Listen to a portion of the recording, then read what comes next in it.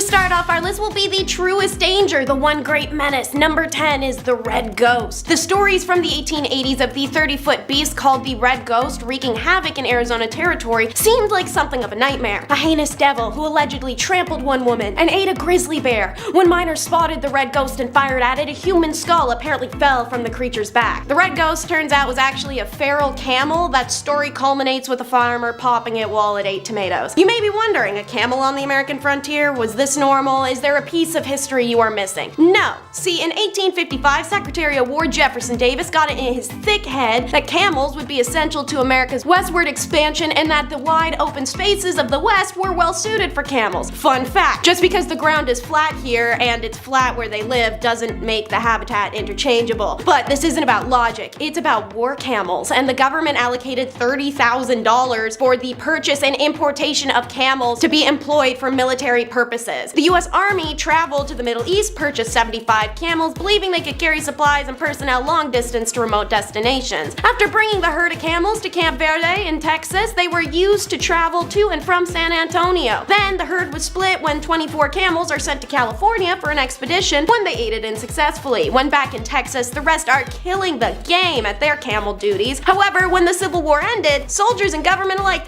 had no idea what to do with the camels, so they just released them into the wild. Some were caught and then sold at auction, some were sold for racing in Sacramento, others wandered down to Mexico where there's at least one account of a Confederate soldier pushing a camel up a cliff, which is just so rude and unnecessary. From there, commercially imported camels began mating with the army ones, and the story just gets a lot murkier as to where the camels all end up. But sightings of wild camels continued well into the 20th century. Number 9, we get to hear the twists and turns of the mystery meat. So, in spring of 1874, Alfred Packer stumbled onto what is called Colorado's Los Pinos Indian Agency with a twisted tale. His 5 comrades, Shannon Bell, James Humphrey, Frank Miller, George Noon, and Israel Swan, had made a prospecting trip in December of 1873, ignoring the advice of Chief Ore, who had told them to postpone their journey until spring, but the men ignored the advice. Lo and behold, by February, the men are out of food. Alone in the wilderness and trapped in heavy snow, they resorted to boiling their moccasins for food. After a few days, even that ran out. And that's when Bell came after Packer. Waking from a dead sleep, Packer fights off his maddened friend and in self-defense, only to see that Bell had already taken out all the others, one of whom had all the skin and muscles stripped from his leg. Packer said he's now forced to eat the meat of the others or otherwise starve, and it's only once winter passes and spring breaches that he finds his way to the closest settlement. People there did not believe him, though, that he hadn't been the one to take out all the other men. In April, Packer was tried in court where he was unable to prove that he hadn't except for Bell, which he claimed was self-defense, and he's sentenced. Packer, who'd already been through enough isolation, said no thanks and just vanished for 9 years. When he was found, though, Packer was given a new trial in Lake City, near the site of the killings themselves, and was sentenced to 40 years in state penitentiary. He served 15 years and was released on parole. In 1950, according to the Colorado Life magazine, a hand arm was found near the campsite where the drama went down. It wasn't until 1994 it was verified as Packer's, and it had 3 of the 5 bullets missing, just like Packer said it was when he explained how he shot at Bell. Packer was pardoned, and today the University of Colorado at Boulder's Cafe is named for him. Just don't order the mystery meat. Number 8 is the story of a famous name with a little herd title. It's Little Sure Shot. Chief Sitting Bull was the leader of the Lakota who helped defeat General George Custer at Little Bighorn. But even the remarkably talented Sitting Bull was impressed with good old Annie Oakley's sharpshooting. In 1884, Sitting Bull was watching Oakley perform in Minnesota and was awed by the girl being blessed by our creator with such talent. After seeing the show, the chief excitedly sent $65 to Oakley's hotel room hoping for a signed autograph, but Oakley rejected the offer. Don't worry, this isn't one of those snub things. In fact, she did the opposite. She asked him to come have a meeting with her as she was equally impressed by the man. Oakley herself later recalled, "The old man was so pleased with me, he insisted upon adopting me. And that is when I was christened with Tanya Cecilia, or Little Sure Shot." Sitting Bull and Annie Oakley would continue to get to know each other better and better as part of Buffalo Bill's Cody's Wild West show, where their relationship became one like family. "He is a dear, faithful old friend, and I have great respect and affection for him," Oakley wrote. Pretty cute, feel-good story. Number 7. Lady of the Evening. I talk about these ladies a lot, I know. Not because I want to, but because that's history, baby. I mean, not that there's anything wrong with that, I'm window shopping only these days anyways. That's just the way she goes. A wise man once said, sometimes she goes, sometimes she doesn't. Way she goes, boys. When we think back and look at the Old West, you think of all the hard-working men and women who made the frontier possible. If it wasn't for those pioneers, we might not have the West Coast today. That means no vegan food. Ooh. That being said, the brothels and ladies who laid down their lives are a huge part of that history. Some brothels became so wealthy that they even would invest back in their towns, buying schools, medical buildings, that kind of thing. The truth of the matter is, no matter how greasy it might seem, it just wouldn't be the Wild Wild West with a little girl power. Number 6, a banker. Look, it ain't really unusual, but you get shot at a lot. Bank robberies were not just in movies, no sir. To be a banker these days came with the territory of inviting unwelcome weapon-wielding bandits to hold you up. Apart from robberies, these banks had pretty much zero regulation too, so fraud and mismanagement was pretty commonplace. It's almost safer to keep your savings in a vault at home. Almost. A lot of the time, these banks were just a couple of fellers in town who teamed up, pulled their money together, and opened a community bank. You can kinda guess how this probably wouldn't be the most trustworthy of monetary depositories. But they were absolutely essential for some people, especially those in the cattle business, where you would see around $50,000 to $100,000 exchange hands in some of those transactions. That's a lot of money back then. Heck, that's a lot of money right now. To me, at least. Applications for a sugar mama will be received in the comments below. Number 5, gambler. You gotta know when to hold 'em, know when to fold 'em, and know when to walk away. Anyone who spends time in front of a slot machine will tell you that it can be a dangerous game. Many have claimed to won it big, all whilst envelopes with red print pile up at the front door. Final notice? Pfft, that means another spin, baby. Well, this is a similar story of the Old West, but instead of a one-armed bandit, there were actual bandits with 2 arms and guns. Yikes. It's a game of poker, lies, bluffs. Playing the wrong hand could wind up turning sour. The gamblers are the type of guys who roll into town in the shiniest clothes and stay in the best places. And right before you notice you've been cheated at the poker table, he's already cashed out. Number 4, milliner. Hey, I have a proposition. So we have hats for men, right? Now, what if we employ someone for the sole purpose of, get this, making hats for women? Well, Jebediah, we have that. That would be the milliner down the road there. If you were a high fashion lady in the 19th century, then you would have definitely come into contact with these fine sellers and makers of women's hats. They were usually located in bigger cities where the higher end families would either live or spend their time. And you should take a look at some of these hats. They are works of art. Maybe some are a little whack, but hey. Number 3, con man. You'll like this one, guys. You're gonna like this one. There's nothing more peculiar, more strange, more theatrical than a snake oil salesman. Where would John Marston be without Nigel West Dickens? I don't know. They were traveling salesmen who were swindlers, liars, crooks, thieves, selling pseudoscience products to folks who just didn't know any better. It would work something like this. I would show up in town with my traveling cart of wares and mysteries.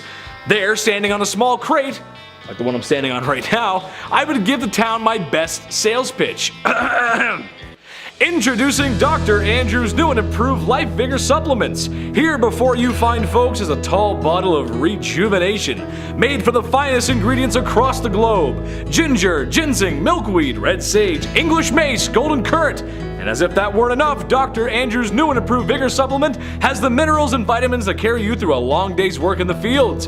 Vitamin A through K, copper, iron, potassium. This bottle here is not to only put a pep in your step and refill your stamina, but also cures what ails you. A proven cure for fever, chills, indigestion, cholera, yellow fever, dysentery, and even known to help heal broken bones. Modern science has brought this gift to you today, ladies and gentlemen. And all you have to do now is say yes. Say yes to rejuvenation and yes to Dr. Andrew's new improved Vigor supplement.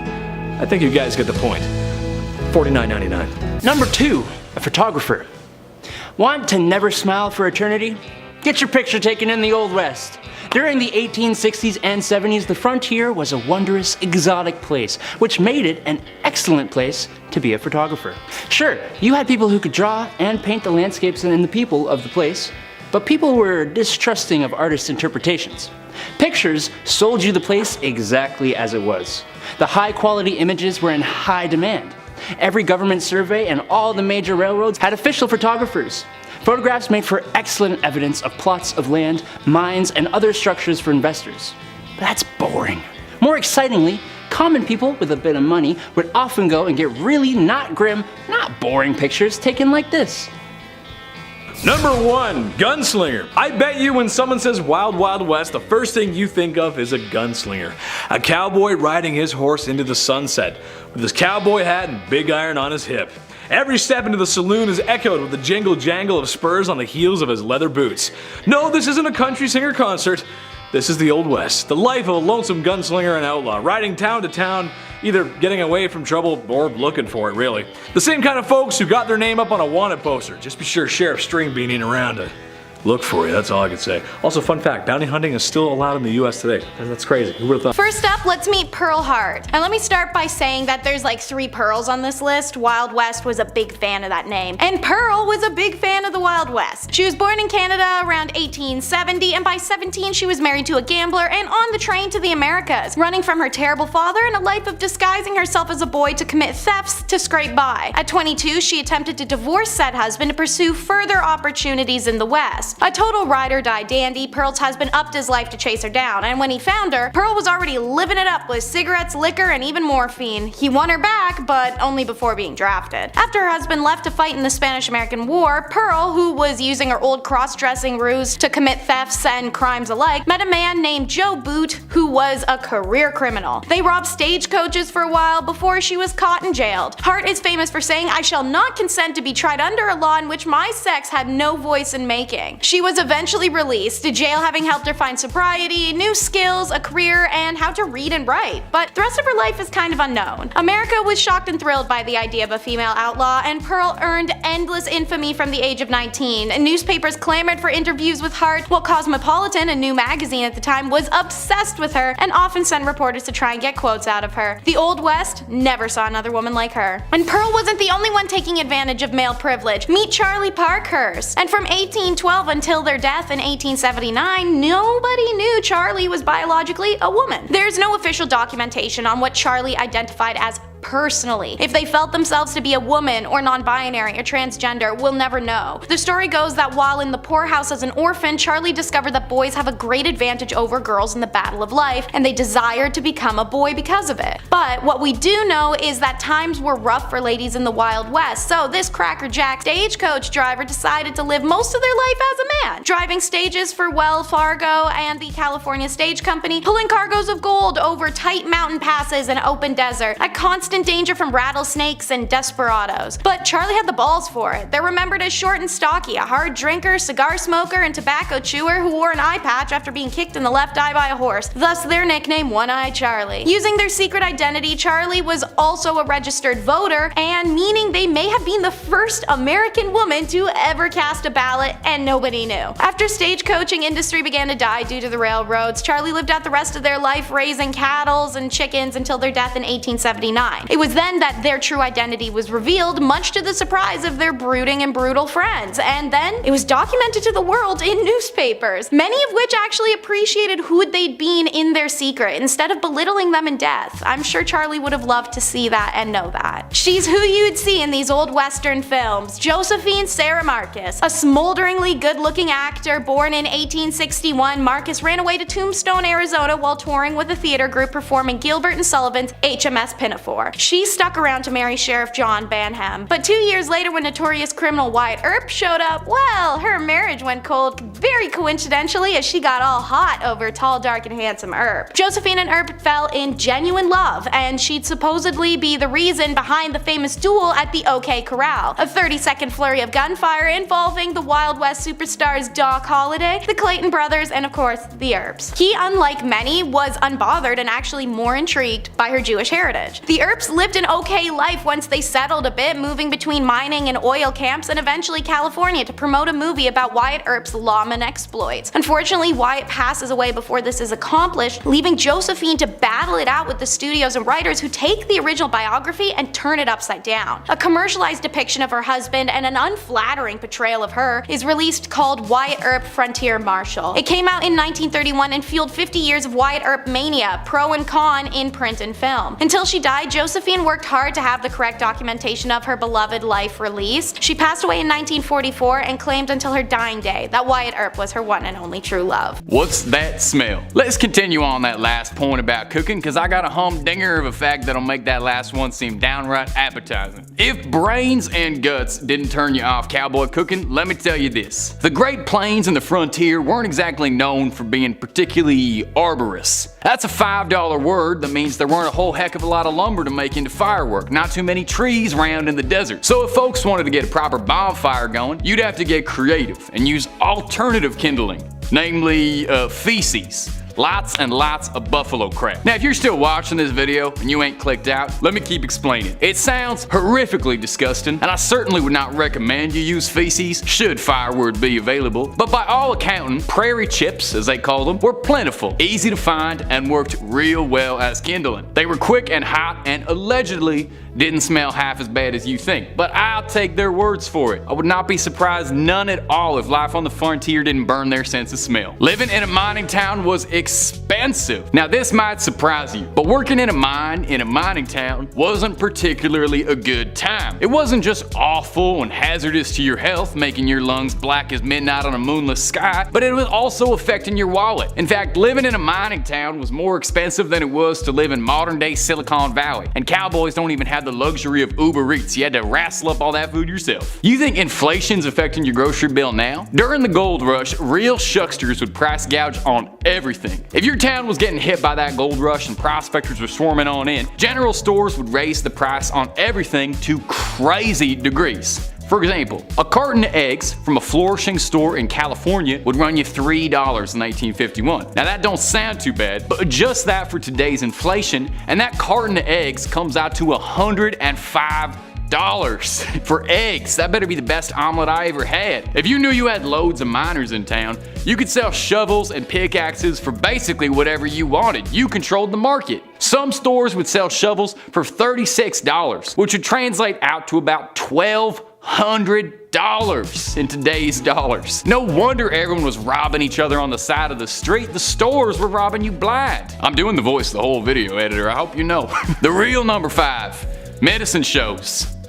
So after a long day being gouged at the market and eating bacon cooked over buffalo poop, you'd probably want to wind down and take in a show. Now I mentioned before you could catch a cowboy show, but if you were all caught up, maybe you'd want something else. What about a medicine show? Now healthcare wasn't much to shake a stick at back then. As such, 'tweren't uncommon to have a quack ride on into town and start offering a miracle cure for all that ails. Just a drink of this miracle solution and watch your health improve. You see, troublesome things like the FDA or advertising laws didn't exist way back when, so you could basically say your product did absolutely whatever and it was fine, and by God you could put whatever you wanted in it. You've all heard the legend of where Coca-Cola gets its name, and I'll tell you, there's a reason for that. Over the years, the art of the snake oil salesman became a performance on its own, an art form if you will. Medicine shows would have events like burlesque dancers, dogs and ponies, a pie eating contest, all to get sales through the roof, and it worked. These doctors would take in hand over fist. Way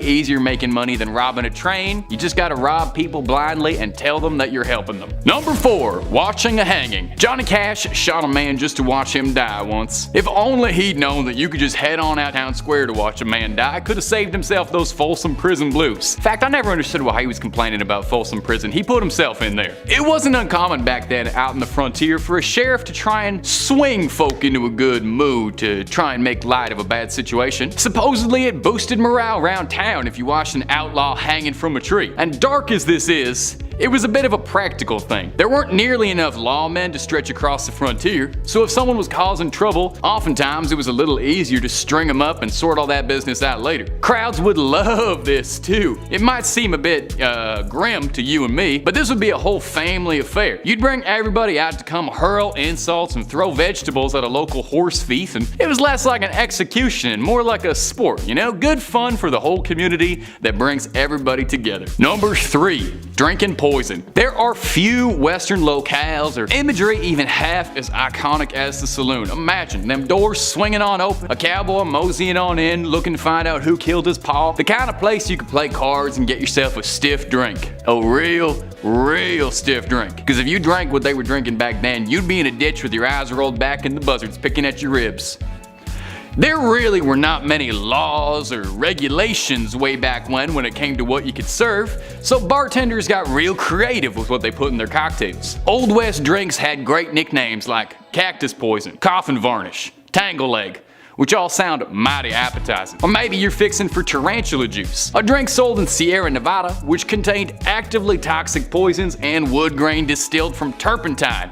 Goes down easy with a little bit of a kick. Of course, drinking this wouldn't just have you feeling silly, but it would also give you a sensation that you had things crawling through your skin, muscle spasms, lockjaw. But hey, it's still better than drinking Mountain Dew. Number 2, crooks were celebrities. Celebrity worship ain't nothing new to the United States.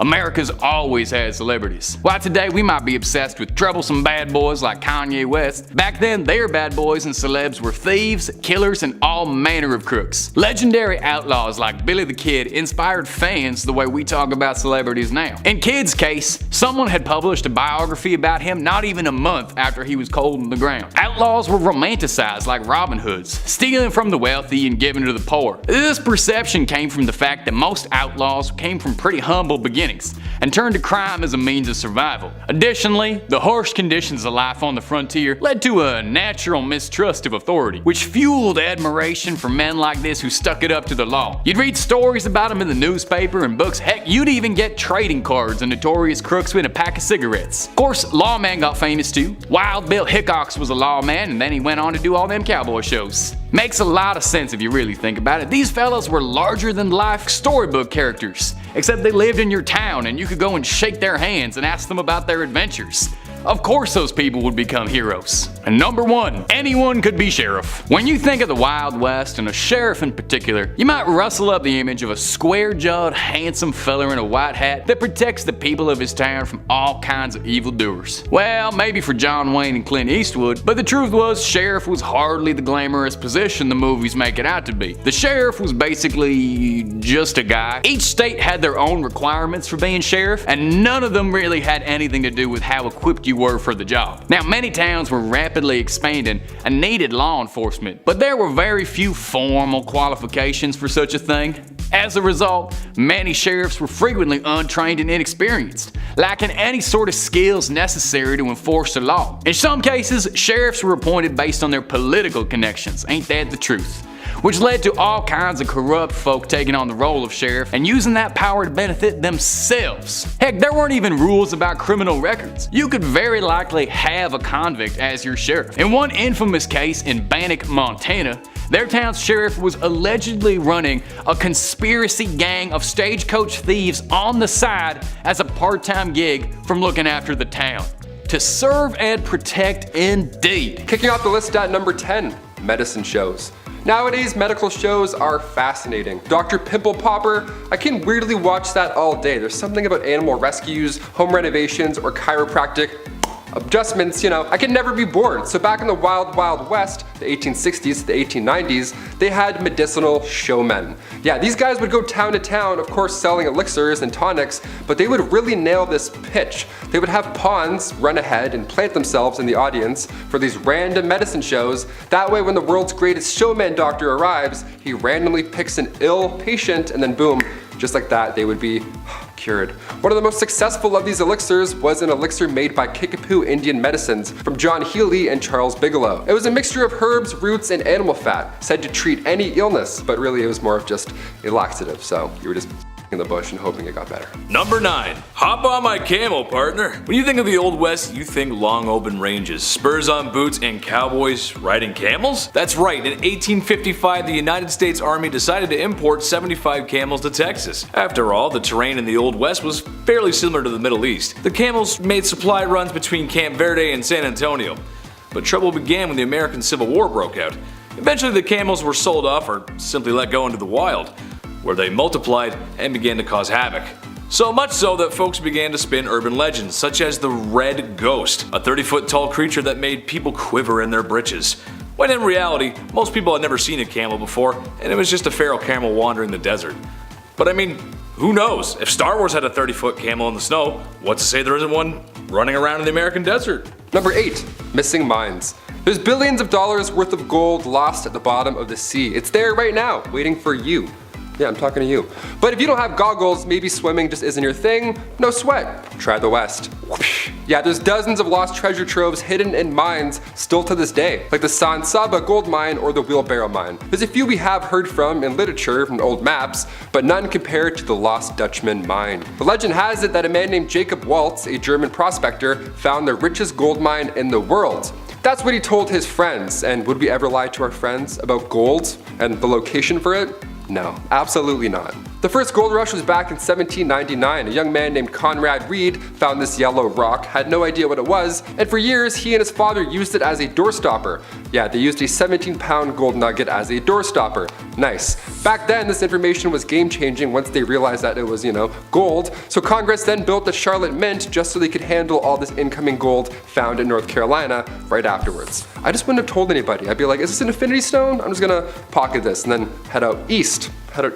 Number 7, blacksmith. All right, close your eyes and imagine a blacksmith. Just any blacksmith from any time. Is he bald? Does he have a massive beard? Is he incredibly strong and wildly intimidating? Yeah, that checks out. That's what a lot of them look like. Missing teeth, banging something pretty loud, that's a blacksmith. Frontier times were almost a golden time for blacksmiths, believe it or not. Hammers, horseshoes, new railroads, it checks out. No, they didn't need any chainmail, but a saddle wouldn't hurt, that's for sure. We could use a saddle. They would earn up to $200 a day. Blacksmiths were always busy in the Old West. They doubled as auto repair services really at the same time. I mean, I don't know. A guy comes in with a busted up carriage, well, now you're a mechanic. Yeah, go fix this wooden car. Good luck, you have one day. Here's $10. Number 6, journalism. Believe it or not, the newspaper business cleaned up shop back in the frontier. Everyone wanted to know what the tea was. Tucson, Arizona, for example, back in the day, back in 1831, that one town had 5 different newspapers. Yeah, even though there are only 465 residents, there were 5 different papers. That's stressful. How do you keep up with that much news? I mean, to be fair, before radio and television, yeah, there's probably lots to talk about all day long. That's pretty much all you can do, just talk all day long, so I get it. The industry provided jobs as well. It's very much like YouTube. Here, there's writers, there's hosts, the design and print staff, we have editors.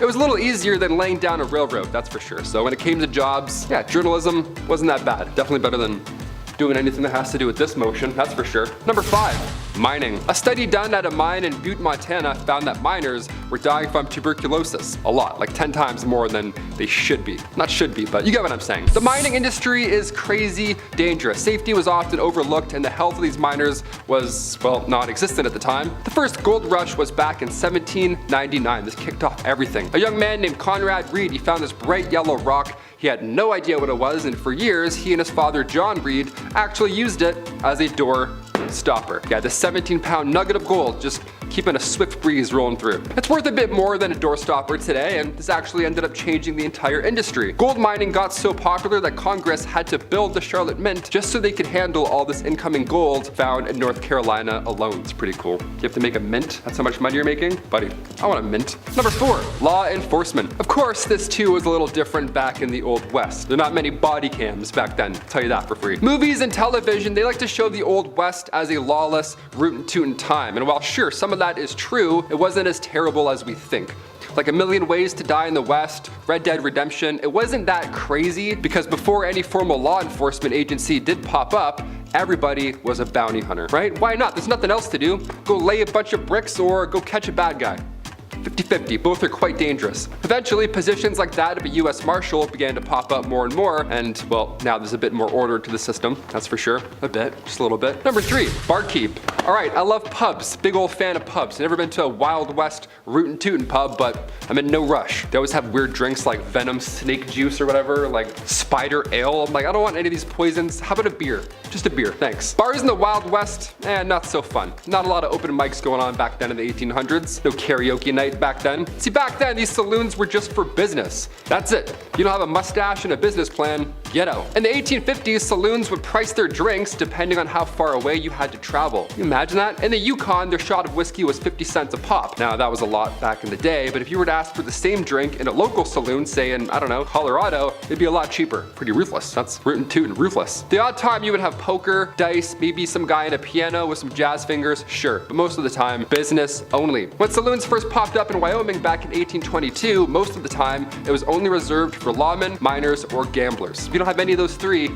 You're thirsty. Go gamble. Go grab a dice and come back. Number 2, Resurrectionist. Yeah, you don't see a lot of these guys around anymore, eh? Wonder where they all went. A Resurrectionist is exactly what it sounds like. It's very gross. You're trying to bring someone back to life, I guess. Not really. These guys were responsible for digging up dead bodies, and then they would sell them to medical schools in the West. Now remind you, this was the late 1820s, so yeah, it was fine, I guess. This practice began in Edinburgh, Scotland. The medical science community was on the up and up, but in order to study new medicines, you know, to avoid the next plague or the next toxin rolling through your system, they needed these guys to come in and do the dirty work. Today the medical community is a bit different. We're a bit, you know, smarter with things, but hey, never say never. A resurrectionist might come back to life and be a new profession. How ironic. And finally, number 1, Medicinal Showman. Ah yes, we'll end on this note. Step right up and see something that doesn't work. A fake product. Yes, here we go. I'm doing a fake shoe. A fake shoot? A fake show. I don't know. Back in the Wild West, the 1860s to the 1890s specifically, they had what's called Medicinal Showman, right? You won't believe your eyes. You have strep throat? Come on up, here we go.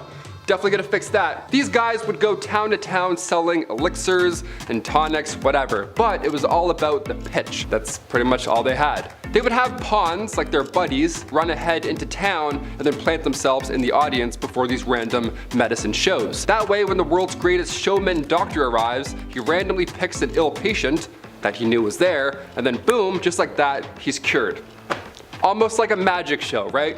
Some would think, full of lies. One of the most successful of these elixirs was the elixir made by John Healy and Charles Bigelow. It was a mixture of herbs, roots, and animal fat, and it was wildly popular. They toured with this elixir. They had to tell everybody in every town. They said it could treat any illness, but in reality, it was just a laxative, just a mess, just a show, really. So don't believe everything you hear, except for today. Today we're a bit smarter. Back then, not quite. Number 10, Pearl Hart. Pearl Hart was a notorious figure in the American Wild West, known for involvement in a stagecoach robbery. Her life story is often intertwined with the tales of the Old West and the outlaws who sought adventure and fortune during that era. Pearl Hart, whose real name was Pearl Taylor, was born in Canada in 1871, but was later moved to the United States and became involved in various activities, including acting and singing. In 1899, Pearl Hart and a companion, Joe Boot, decided to rob a stagecoach in Arizona. The stagecoach was en route from the Globe to Florence, carrying passengers and valuables. The stagecoach robbery did not go as planned, as Pearl Hart and Joe Boot were not experienced criminals, and their attempt was somewhat amateurish. They failed to obtain a significant amount of loot, and after the failed robbery, Pearl and Joe was captured by law enforcement. They were then later arrested and brought to trial, and Pearl Hart and Joe Boot were tried for their crimes. During the trial, Pearl presented herself as a victim of circumstances, arguing that she had committed the robbery due to personal circumstances. She was convicted and sentenced to only 5 years in prison. As for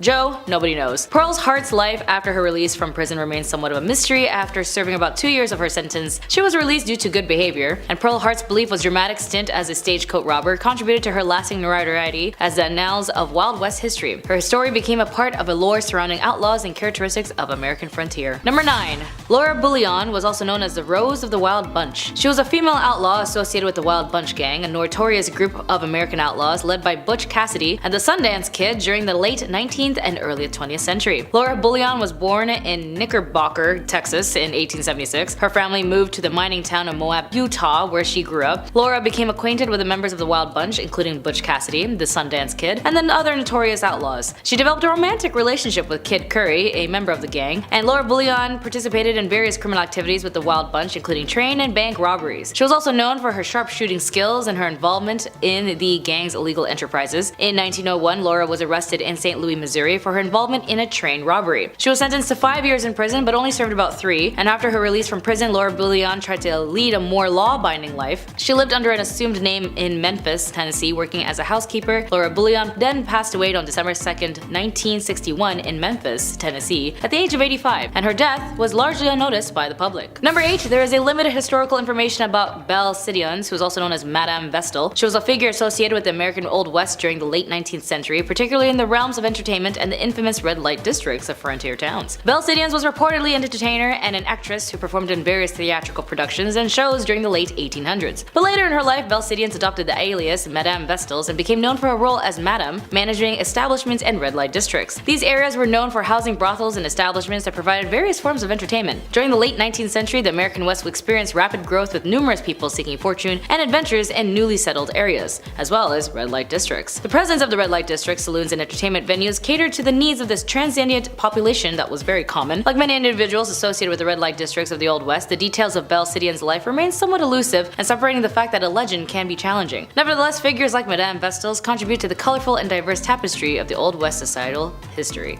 Number 7. Sideshow Crook. Elmer McCurdy was no different in life than any other bandit at the time. What makes McCurdy so unique is in his afterlife. McCurdy met his end on October 7, 1911, after local sheriffs tracked him down from a botched robbery. McCurdy was taken to an undertaker and prepared for burial. Unfortunately, no one came to claim the lonesome bandit. Not getting paid for his services, the undertaker began to display McCurdy as a sideshow attraction, charging patrons a nickel to view the bandit. The attraction became popular enough to draw the attention of carnival promoters, who offered multiple times to purchase the mummified crook, but were all denied. As the years went on, McCurdy changed hands from multiple sideshow attractions and museums. One day in 1976, a film crew was setting up props for filming. When someone began to move what they thought was a wax mannequin, it actually turned out to be poor old Elmer McCurdy himself. Eventually, McCurdy was laid to rest in a grave, where 2 feet of concrete were poured over his casket to make sure no one would come to steal the Sideshow Crook.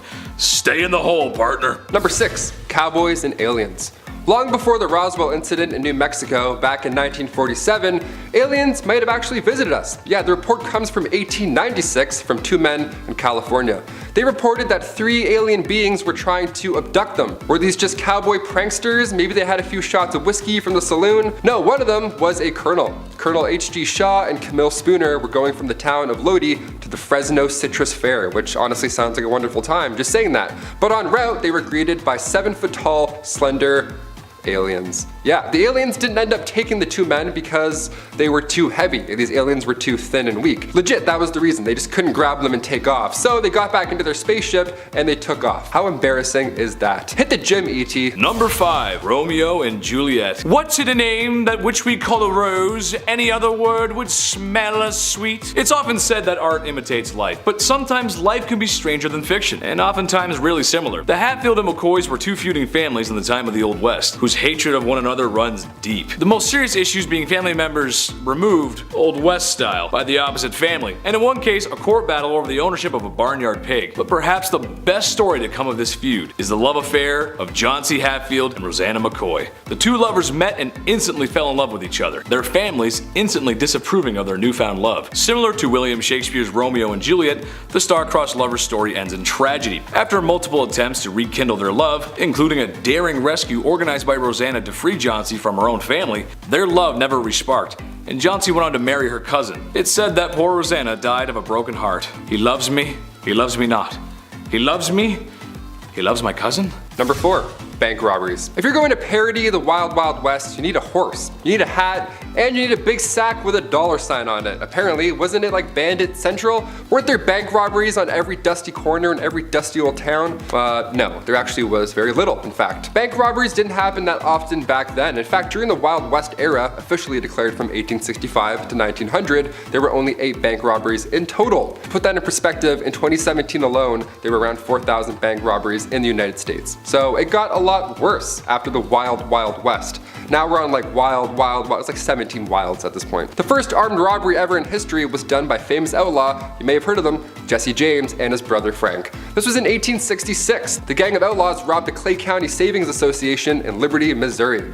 We know all these bandits, but it's like they're just robbers, they're just bad people. We shouldn't really know them or glorify them. But they do this and ride horses, so it's kind of fun. And the number 3 spot, Good Bad Town. On your way out west, you may come to find that the unsettled lands are full of danger, bandits, crooks, perilous weather, and the occasional tummy ache. When the town of Palisade, Nevada's railroad was expanded and people began to arrive in droves, the town boomed, but so did their boredom. Palisade was rather mild compared to the rest of the expanding West, so much so that when tourists began to complain of Palisade being nothing like the dangerous towns they read about in their dime novels, the people of Palisade acted by staging fake bank robberies, gunfights, and even Native American battles between them and the army, with sometimes the Native Americans participating.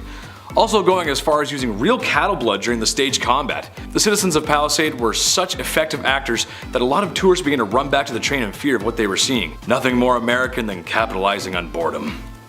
Number 2, Helena Duels. Have you guys heard of Helena Duels? They're pretty intense, and they're a bit more intense than breakdancing battles, which honestly it's pretty close, but these are like right above it. Helena Duels began, of course, in Helena, Texas, aka the toughest town on earth. At least that's what they called it back in the late 1800s. It still is pretty close. The Helena Duel began here. There's even a movie called The Duel with Woody Harrelson and Liam Hemsworth. They showed this style of combat in a pretty brutal cinematic way. Opponents' left hands were tied together with buckskin and each were given a small little blade. It had to be short enough so that you couldn't reach any vital organ. That was the trick. It was a brutal detail that made this an unusual event. But just like the Romans and the Colosseum, everybody likes watching violence. Depending what era it is, people are like, yeah, we'll still show up and watch people die, sure. People would make bets during these duels. How did anybody watch these at all? I can't even scroll through Reddit at night without seeing something awful, let alone a Helena Duel at like 4 p.m. And the number 1 spot. I don't like your snoring, partner.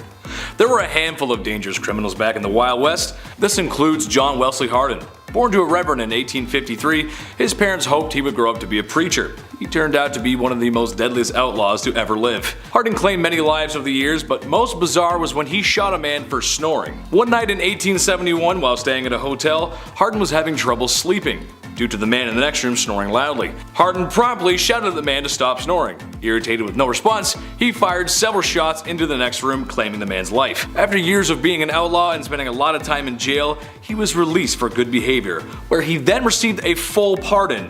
With his full pardon, Hardin was then able to take and pass the bar exam, afterwards setting up a law practice in Gonzales County, Texas. If your lawyer has a longer criminal history than you, there's a good chance you're not going to beat the case. Starting our list off at number 10, a banker. Today, online banking is easy, right? It's a little bit too invasive at times. I don't know. I get an email from my bank. It's like, Mr. McWaters, do you want to provide for your family? I'm like, chill, relax. Back in the Old West, you didn't get a courtesy check-in email. You didn't have overdraft. In fact, the United States national banking system, well, it didn't even exist until 1863. Before then, you'd have what were called wildcat banks. And, well, these were pretty fun. Here we go. What they would do is wildcat banks, they would take deposits for a short amount of time, collect your life savings, and then unannounced randomly, they would disappear overnight. Just take all your money and then run for the woods. How horrible is that? Imagine going to the bank the next day and it's gone. The bank's just not there. You're standing there with a card. Like, hello? Where did I put this in? You're telling me they pretended to be bankers for months at a time? Fake mustache? Oh, hello, sir, good morning. Stamping things that aren't even real. They did all of that and then they just ran away with all of your money. That's wild. I get it now. I get it. The Wild West. After 1863, a noble profession was to work at a bank, you know, and not screw people over for thousands of dollars. The Hudson Bay Company, Wells Fargo, these are all names that began because of these fake Looney Tune wildcat banks. So next time you see your bank call, be thankful. Don't be stressed, be thankful. They've got your back. They're not gonna run away overnight. Number 9, ranch work. Alrighty, I can't do yard work. I don't know if you can tell by my physical being, but I can't lift a brick. My back doesn't allow me to reach the floor. A weird curve in the back. I don't know. Pulling weeds physically hurts my soul. Or maybe I'm just lazy. One of the two. I don't know. Either way, the Old West would have been the end of Taylor McWaters. To be a cowboy, it meant lots and lots of ranch work. It wasn't all yees and haws and kicking around. A lot of the time, you were protecting your cattle. That's stressful, right? All that meat just sitting there in the 1800s. Good luck. Cowboys earned between $25 to $40 a month. Yeah, which sounds laughable now, but today that would be around $1,500 a month, which is fine. I mean, for a cowboy, I don't know, it's a bit less than. Do cowboys get sick days? Probably not. They probably just get sick. Number 8, railroad work. This is one of the few jobs from the Old West that I actively see every single day coming to work. Living downtown, they're always adding trains and bridges and not finishing any of them. And ideally, you don't want any toxic substance traveling down those lines, right? Fingers crossed. Well, back in the Old West, railroads were meant to assist the booming mining and ranching industries. Thing is, there weren't enough hands. There was not enough to keep up with the rate that they needed to. Like, who's gonna build a railroad? You know, who was the first person? Railroad workers, monthly, you'd make around $1,000, and this brought a wave of immigrants to the West. The Union Pacific and the Central Pacific Railroads, they all lay over 1,700 miles. Now, making this actual railroad, it destroyed the bodies of these workers, but without it, American history would not be the same. Couldn't imagine making a railroad. That is exhausting. Here's another one, Pearl de Vere. She is one of the most famous madams in history. This red-haired siren was born in Indiana around 1860 and made her way to Colorado during the Silver Panic of 1893. De Vere told her family she was a dress designer, but in fact rose to fame as the Old Homestead, a luxurious brothel in Cripple Creek, Colorado. The price of a night's stay could cost patrons $250, which at the time was insane, but more so in comparison to how most hotels at the time charged about $3 a night. The building was reportedly reportedly equipped with an intercom system and boasted fine carpets, imported furniture and drinks, and chandeliers. As beautiful as she was sharp, the Rose of the Wild Bunch. Daughter to Germanic mother and Native American father, Laura Bullion faced discrimination and inability to fit in right away. But that's okay, she followed her father in the footsteps of career criminal. And while working as an escort in Texas, she becomes involved with Will Carver, who had been her married-in uncle until her aunt's recent demise. Now widowed, Carver took 15-year-old Laura to Utah with him, where he begins working with Butch Cassidy and the Wild Bunch in 1898, as does Laura. Laura Bullion helped the gang by fencing goods and money for them and was known to the group as Della Rose and often called the Rose of the Wild Bunch. Her affections also turned to Bill Kilpatrick, a member of the group, and they became lovers. Having taken part in several train robberies with the Wild Bunch, Kilpatrick and Bullion returned to Texas with William Carver, where Carver was ambushed and killed by lawmen on April 1st of 1901. Bullion and Kilpatrick then fled to St. Louis, Missouri, where they were arrested on November 8th of 1901. Kilpatrick was found guilty of robbery and sentenced to 15 years in prison, while Laura was sentenced to 5. After serving 3.5 of those years, Laura was released from Missouri State Penitentiary at Jefferson City, Missouri on September 19th of 1905 and lived the last years of her life in Memphis, Tennessee, under the name Freda Lincoln, where she was a seamstress and a dressmaker. She passed away on December 2nd, 1961, and is buried in Memphis under a tombstone that reads Freda Bullion Lincoln, Laura Bullion, the Thorny Rose.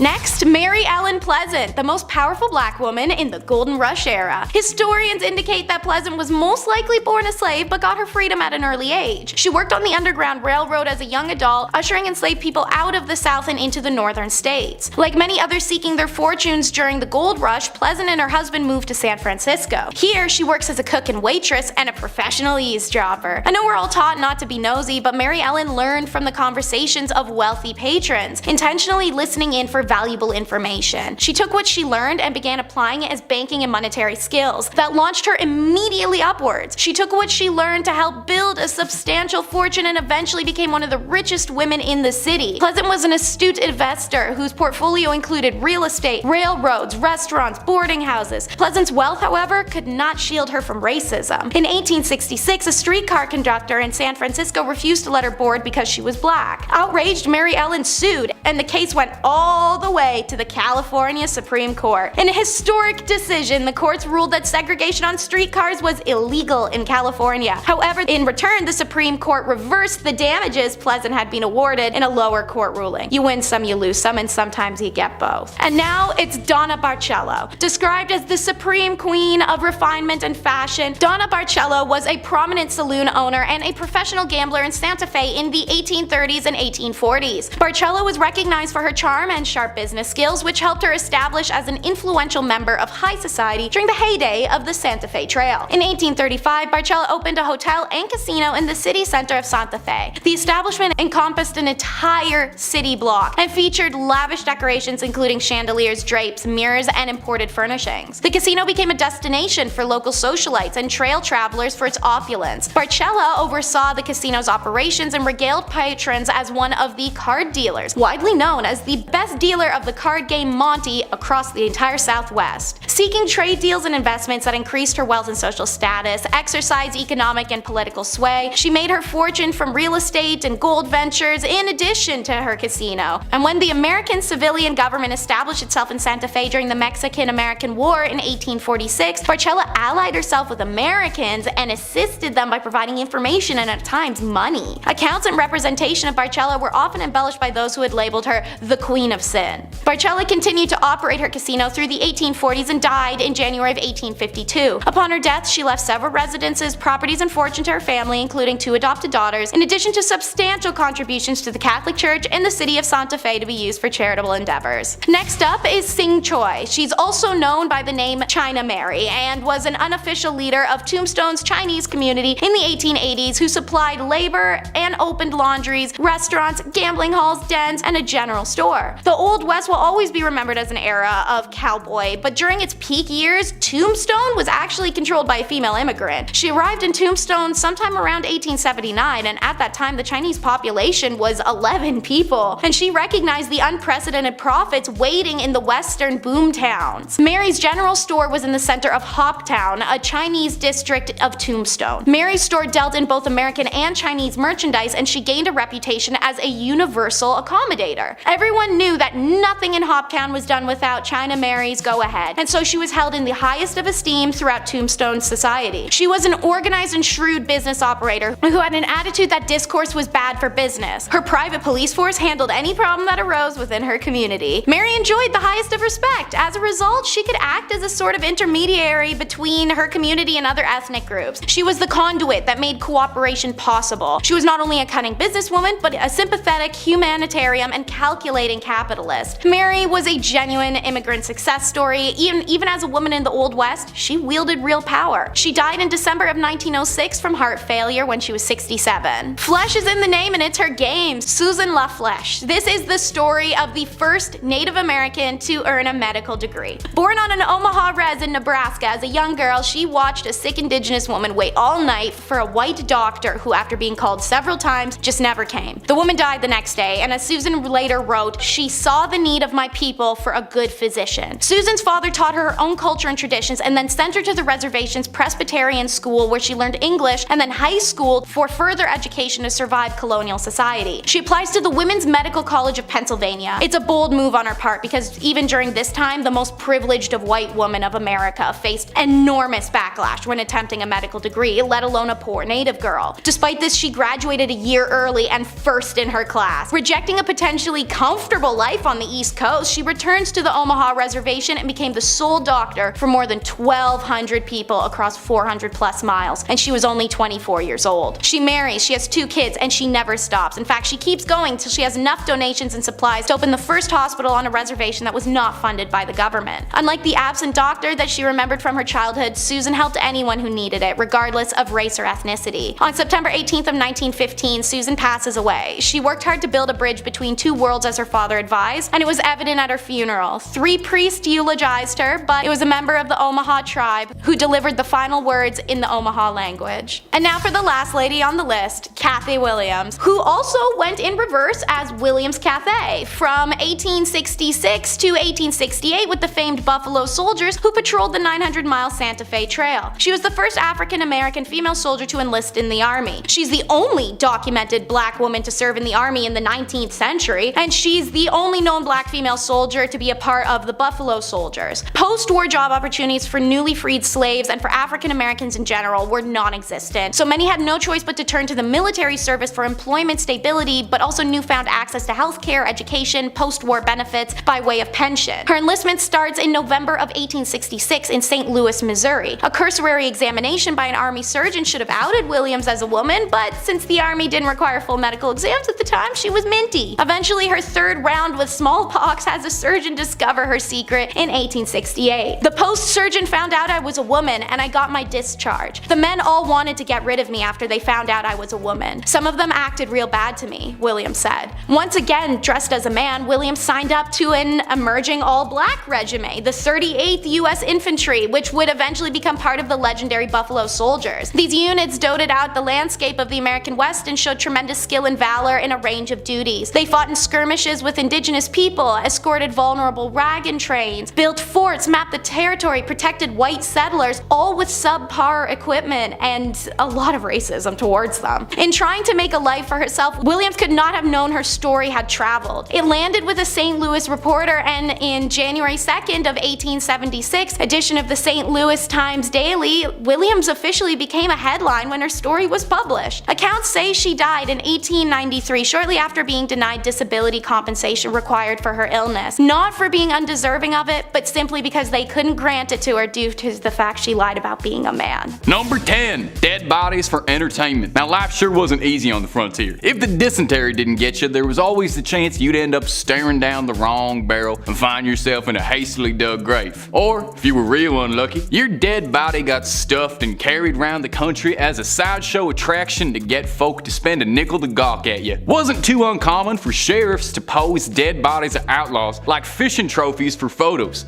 Imagine watching that on Wild West Tinder. Elmer McCurdy was one of the last famed outlaws who, after a failed train heist, found himself buying the farm at the hands of lawmen after a $46 take. McCurdy's body was taken from coroners by someone who claimed to be a friend, but really all they did was sell him across the country to circuses, carnivals as the body of an outlaw that you could come pay a nickel to see. Eventually, McCurdy would end up in a Long Beach, California, where a TV show being filmed was using an amusement park as a backdrop. Set designers were moving a prop mummy in the haunted house, only to discover that the prop wasn't too much of a prop at all, but was the stinking corpse of the no-good varmint Elmer McCurdy. He would end up getting himself a proper burial after 66 years. Hey, you think your job's hard? Feller was working 66 years after dying. It's a living or a dying. Number 9, Cowboy Shows. Is there anything more iconic than the cowboy? The symbol of American freedom, manliness, and all things that made the West. Rough, rugged men with thick calluses from hard days working the field, not sitting around playing pretend, except when cowboys would play pretend on stage for sold-out audiences. Now, there weren't too much to do out in the Old West. TikTok was just what you heard if you listened to a clock. So one way folks on the frontier really enjoyed passing the time was watching a cowboy show, where the slingers of Western legend like Buffalo Bill would perform all their best tricks, or recreate stagecoach robberies, or buffalo hunts for thrilled audiences. Now, these weren't particularly well-written shows or well-acted shows. These fellas weren't thespians now, they were men of the road. But imagine this sort of thing now. Imagine going to a show to watch a Marine fire off a bunch of rounds and pretend to rob a truck. Be kinda weird, I guess. But that's what you do when no one's invented the internet. You get up to some pretty weird stuff. Number 8. Eating garbage. If you imagine the frontier, what kind of food comes to mind? Maybe a hearty bowl of chili? A nice stew, cooked rabbit over a fire? Oh, you wish. Frontier folk had to eat whatever they could come by and afford. As such, some Wild West tastes might not sit right on a modern palate. One Virginian cookbook from 1878 lists a way to prepare squirrel stew, and I ain't even gonna bother including the directions in case you wanted to make that at home, cause just the idea of munching a squirrel makes me want to hurl. I suppose when you really come down to it, squirrel ain't that much weirder than a rabbit, but I wouldn't order it off the menu. Now, if squirrel stew ain't your cup of tea, maybe cooked calf brain might do it for you. Boiled brains of calves were commonly served alongside bacon and eggs as a breakfast staple. Other frontier favorites included son of a gun stew, which was a hodgepodge mix of all the garbage you wouldn't normally eat. Calf hearts, liver, intestines, tongue in a pot with onion, salt, and pepper. My stomach's ringing. That's just like Mom used to make. Number 7, Rocky Mountain oysters. Oh my sweet summer child. Do not order that off the menu if you do not know what it means, thinking you're getting your usual serving of oceanic snot rocks. This title is a fun little way for me to tell you about how in 1871, 2 men died over an advertisement featuring a comically well-endowed bull. See, the 2 proprietors of the Bull's Head Saloon get it in their heads that that image would be the perfect thing to slap on the side of their very public building at a dimension of like 20 feet by 20 feet. Yeah, no, the town flew into an outrage and enlisted the help of the city marshal, Wild Bill Hickok, to remove it. Hickok, who found it kind of funny himself like most of the men in town, tried to talk reason with, you know, women, youths, it's not appropriate, the whole mix, but the owners were adamant about their giant bull staying up, so Hickok took it upon himself to remove the mural and enrage the saloon owners in the process. In an attempt to intimidate Hickok, one of the owners told him he could kill a crow on the wing. Hickok, like in a western, dramatically takes his hat off and through squinted eyes drops what would become one of the most famous sayings in the West. Did the crow have a firearm? Was he shooting back? I will be. Owners didn't take that serious. They also had never heard the whole don't attack someone whose back is to you thing, because later that day when Hickok was doing his own thing, the owners very suddenly tried to pop him. Hickok, a very famous slinger, whips around and pops them both in return. This is where the story turns tragic. Seeing a figure running towards him from the corner of his eye, Hickok reactively turns and fires, only to accidentally best friend, Special Deputy Marshal Mike Williams. The accident would go on to haunt him for the rest of his days. Number 6 is how you should definitely bring a knife to an arms fight. Oh yeah, it's my boy Geronimo, one of the most complicated uncles to ever roam the land. His true name was Goyakla, a cruel and quick-tempered type,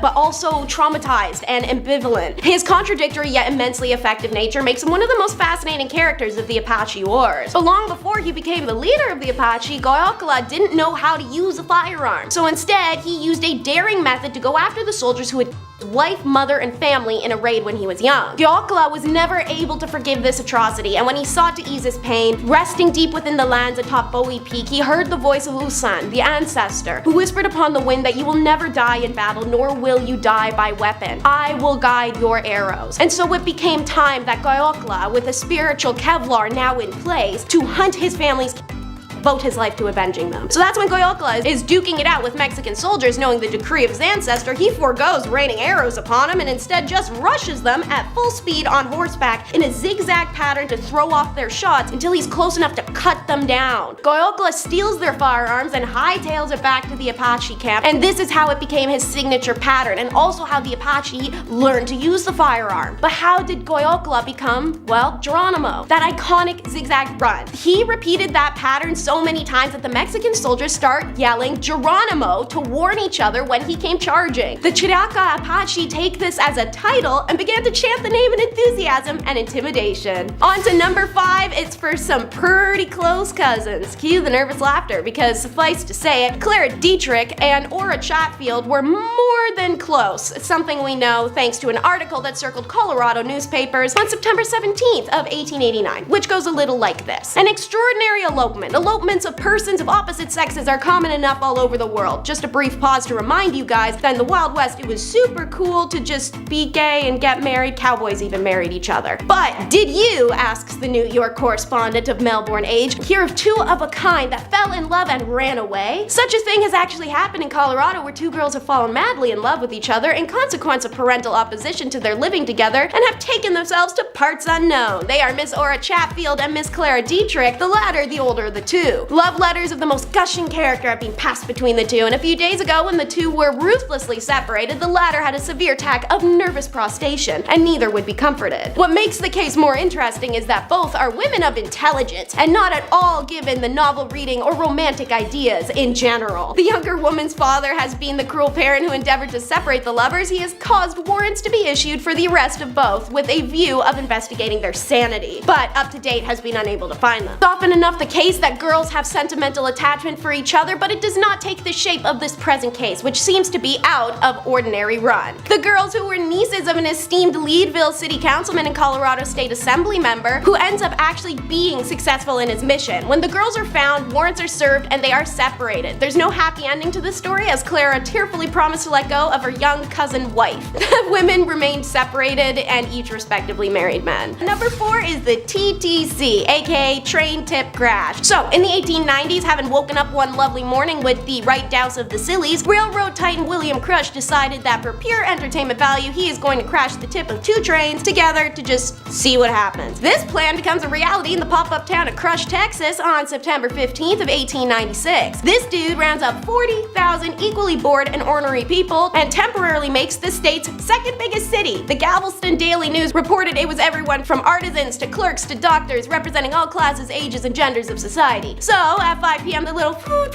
happens and the trains start. The conductors leave the bricks on the gas pedals and throw themselves out of the windows, the first indication that this is already a terrible plan. The trains slam into each other at 50 miles per hour with the massive crowd only about a dozen feet away, who I'll let describe the chaos that occurred. A sound of timbers and rent and torn, and then came a shower of splinters, reported one witness. There was just a swift instance of silence, and then, as if controlled by a single impulse, both broilers exploded simultaneously, and the air was filled with flying missiles of iron and steel, varying in size from a postage stamp to a half a driving wheel, falling indiscriminately on just and unjust, the rich, the poor, the great and the small, states another. 2 people died, folks lost limbs and chunks of skin, and thousands were hit with flying detritus. A photographer who snapped pictures of the event lost an eye. As for the event's organizer, the railroad company fired him, but the publicity poured in from the event, which made headlines around the world, so the company rehired him, and the lesson never got learned. Need a refreshing pick-me-up? Well, number 3 is tarantula juice, which in the Wild West, it's fair to assume meant like actual tarantula juice. Rest assured, however, they aren't wringing out giant spiders like rags over a sieve. The reality is somehow actually worse, though. Cowboys, prospectors, and miners, they weren't too picky about their beverages. The baseline is that I needed to get them as drunk as they could possibly be, as fast as it could happen. At one saloon in Sierra Nevada, a clever bartender was short on materials for his demanding crowd, so he did the Mom Wednesday dinner special of opening the pantry and just combining everything everything he found inside. Pouring some up, the cowboys and miners and slingers alike, they all love the stuff, even despite some creepy crawly side effects. This is the start of saloons selling tarantula juice, which contains strict and a wood grain alcohol which was distilled from turb. So,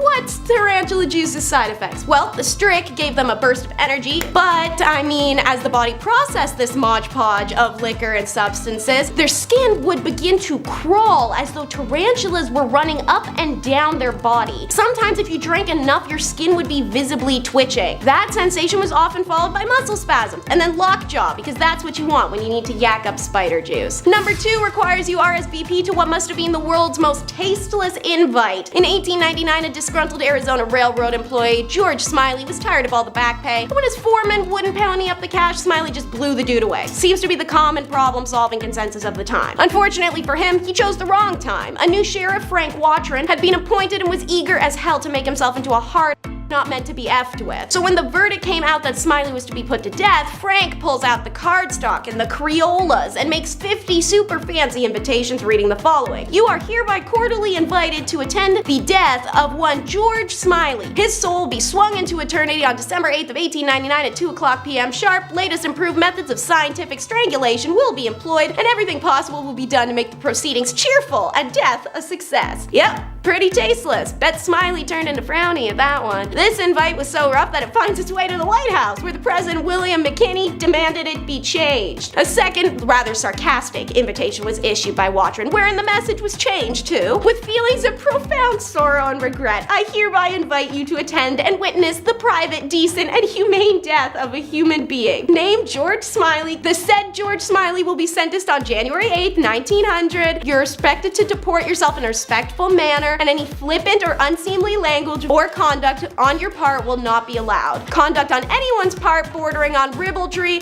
and tending to mar the solemnity of the occasion will not be tolerated. Number 1, under the floorboards. This story begins in 1870 when a prospector was making his way through the lonely mountains of New Mexico and came across a stout wooden cabin at the foot of Palo Flechado Pass. Needing some rest, he approaches and meets the owner of the cabin, Charles Kennedy. As Kennedy's wife, an Ute woman, served dinner, the traveler, making conversation, asked the couple's son if there was any other indigenous people nearby. The boy looked back at him for a moment and then answered, "Can't you smell the one Papa put under the floor?" The unfortunate traveler had stumbled into the lair of one of the West's most notorious who ended the lives of 14 people at his isolated homestead. After adding the traveler to that list, Kennedy also son for the slip-up. Kennedy's wife considers that the end of the line, leaves the home, and walks all the way to Elizabethtown, where she makes a full confession. After unearthing the grisly evidence, the townsfolk drag Kennedy behind a horse until he died, and then staked his head outside the local inn. Meanwhile, the leader of the mob that butchered Charles Kennedy was Clay Allison, a violent local vigilante who definitely racked up a higher body count than the serial slayer he beheaded. On one occasion, he tried to settle a petty dispute with a neighbor by digging a grave and proposing they had a knife fight inside of it, thus saving the effort of moving the loser's body. Allison gained notoriety as one of the deadliest participants in the Colfax Country War, a massive land dispute that caused 200 deaths. A war that was started because Allison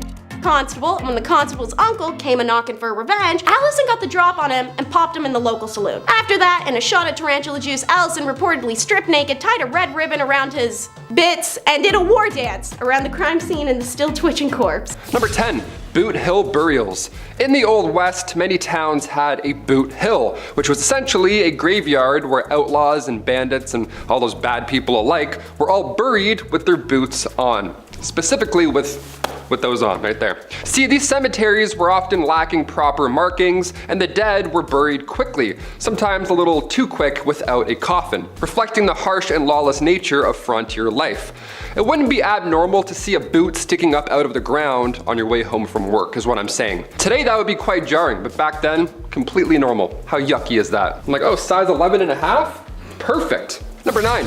Medical practices. In the Old West, broken bones were a common occurrence. Obviously, uneven roads, hopping up and down horses, everything's made of wood that's all broken, particularly among those who worked in physically demanding professions such as ranchers, miners, and cowboys. Everything is going to be broken on your body by the end of the day. Treatment options were limited and often relied on basic first aid techniques, splinting the affected area with whatever materials were available. Wood, cloth, animal bones. It was nuts. It sounds crazy, but back then, it was really the only method for immobilizing broken bones. You have to wrap another bone around it. It's like, ew, please, can I get a cleaner bone? Pain relief was only provided with natural remedies such as opium or willow bark tea, so 50-50 what kind of night you're gonna have there. More serious fractures, such as those that punctured the skin, ow, those required the attention of a doctor or a surgeon. However, back then the doctor had like 2 teeth in 1 eye, so not much help. Number 8, duels. Yes, duels. Let's talk about these. Duels, gotta say it all deep like. Duels were a common way to resolve disputes. Before YouTube comments, this was the only place to resolve any conflict, alright? In a traditional old Western duel, opponents would face each other, often with weapons, in front of a crowd at a designated location and time. Now, most of the time, these duels would end when somebody bites the bullet. Rarely would a duel end with 2 gentlemen shaking hands, getting over their disagreements. No, never happened. These confrontations, often over matters of honor, were deadly and a normalized part of the culture. Number 7, Rose Dunn, also known as the Rose of the Cameron, was a legendary figure associated with the American Old West. Born in 1878, Rose Dunn gained notoriety for her romantic entanglements with outlaws and her involvement in the activities of the Wild Bunch Gang. Rose Dunn was also born in Indian Territory, which later became Oklahoma in 1878. She came from a large family, and her brothers were also known for their involvement in outlaw activities. Rose Dunn then became romantically involved with George Bitter Creek Newcomb, a member of the Wild Bunch Gang led by Bill Doolin. The Wild Bunch was notorious for its involvement in train and bank robberies, as we know. In 1895, a shootout occurred in the Dunn family ranch involving lawmen seeking to capture Dunn brothers and their associates. During the confrontation, Rose's brother John Dunn was killed, and her older brother George Dunn was captured after the death of Bitter Creek Newcomb. Rose Dunn then lived more of a settled life, and she married Charles Albert Noble, a farmer, and they had a family. Rose and Charles lived in Cathridge, Missouri. Rose Dunn then passed away on February 5, 1955 in Parachute, Colorado. Number 6, Sarah Jane Newman was born in Tennessee in 1817 and later moved to Texas. Also known as Sally Skull, was a figure associated with the Texas frontier during the mid-19th century. Her life story involves elements of violence, crime, and romance, contributing to her notoriety in the history of the American West. Sarah married George Washington Skull, a Texan and a participant in the Texan War of Independence. George Skull operated a ferry and owned a ranch in a location known as Skull Crossing in the San Antonio River. The crossing was an important point for travelers and cattle drives, as the Skull family became involved in violent feuds with the Taylor family over land and cattle. This feud escalated and resulted in several killings on both sides, with also casualties in 1867. During the height of the feud, Sally Skull was widowed after her husband George Skull was killed. Following his death, she sought out revenge and killed several members of the Taylor family. And after the killings, Sally Skull was captured and imprisoned. She was definitely tried for the deaths, but was charged were dropped due to insufficient evidence. And after her release, Sally Skull's life became less eventful as she lived in relatively obscurity and passed away in 1888. Number 5, Mary Catherine Haroni, also known as Big Nose Kate, was a historical figure associated with the American Old West, as she was a Hungarian-born adult worker and companion to the legendary lawman and gambler Doc Holliday. Kate eventually moved to West and found herself in a rough and often lawless mining towns of the Old West, as she worked as the Lady of the Night, gained notoriety for her feisty and independent personality. Kate then became romantically involved with John Henry Doc Holliday, a dentist turned gambler and gunfighter. What a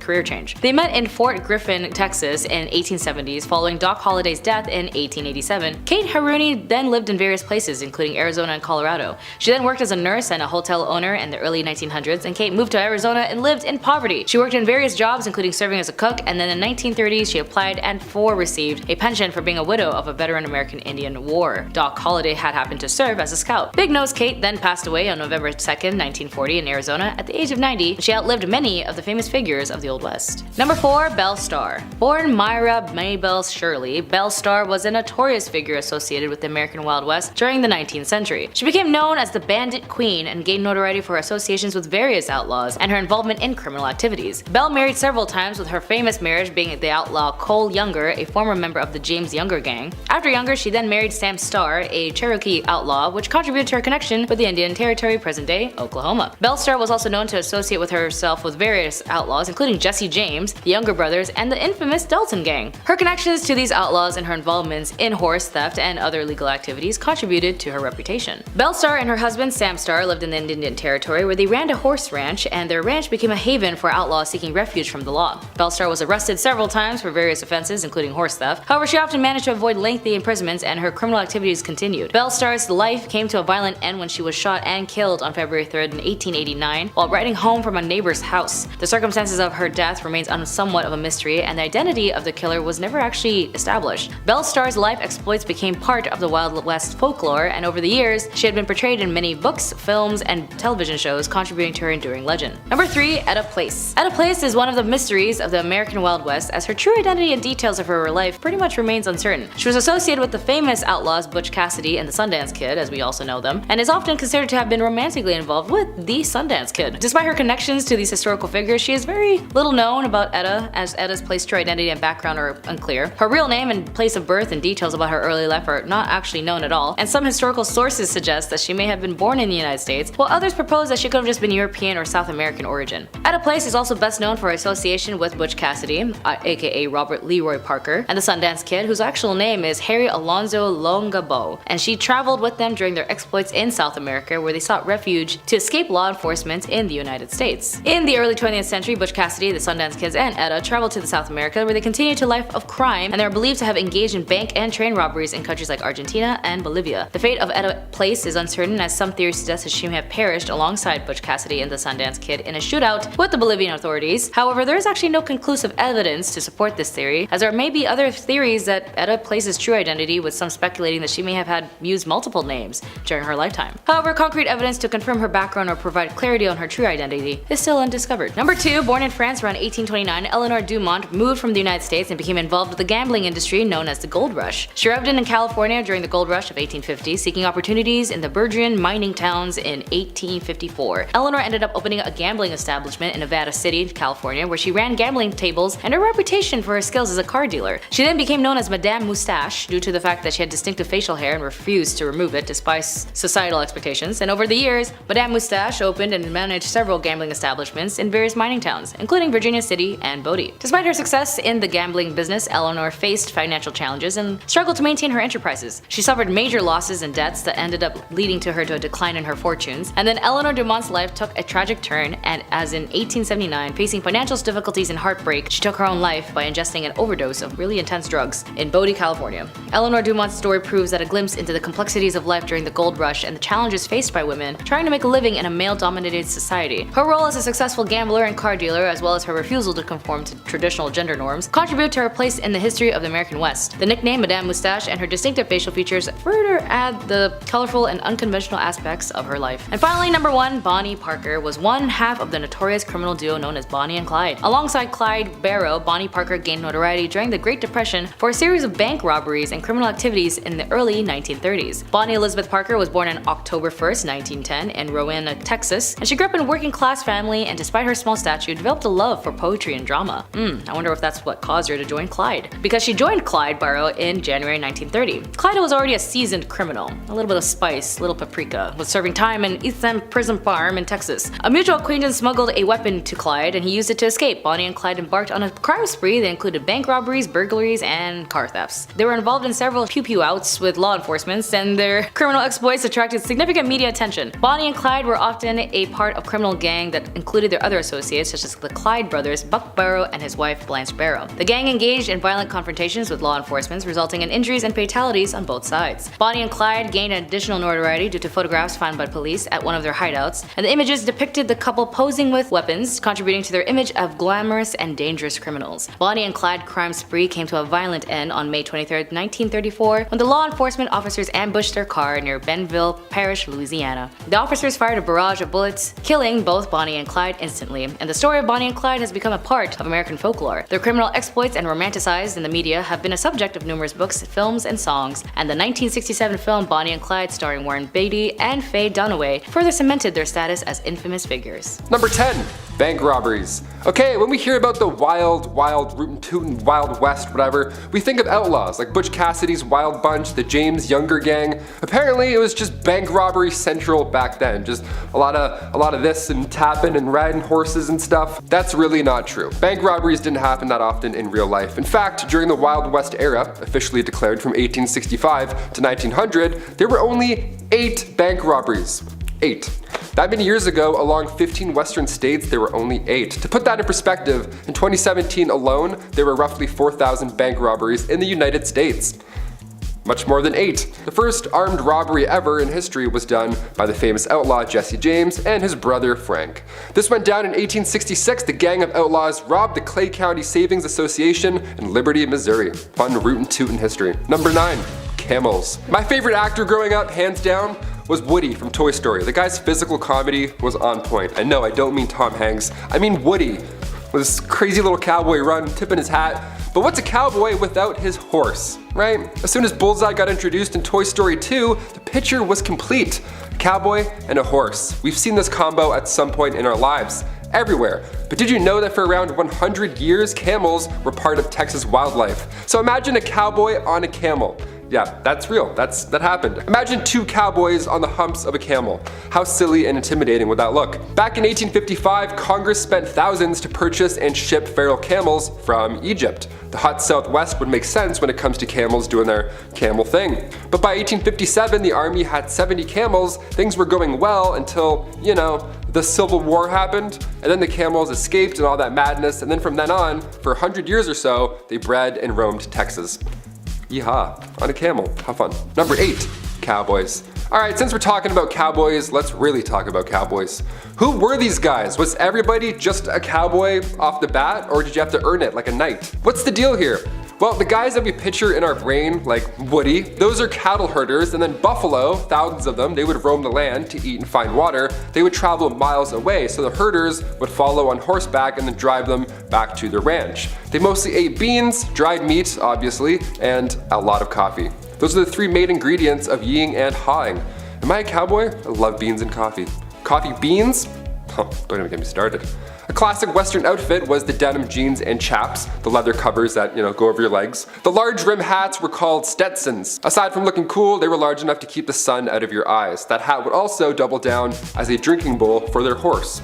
Sharing is caring. Number 7. Law enforcement. That being said, back in the day, things were a little different. Not that many body cam back in those days, I'll tell you that for free.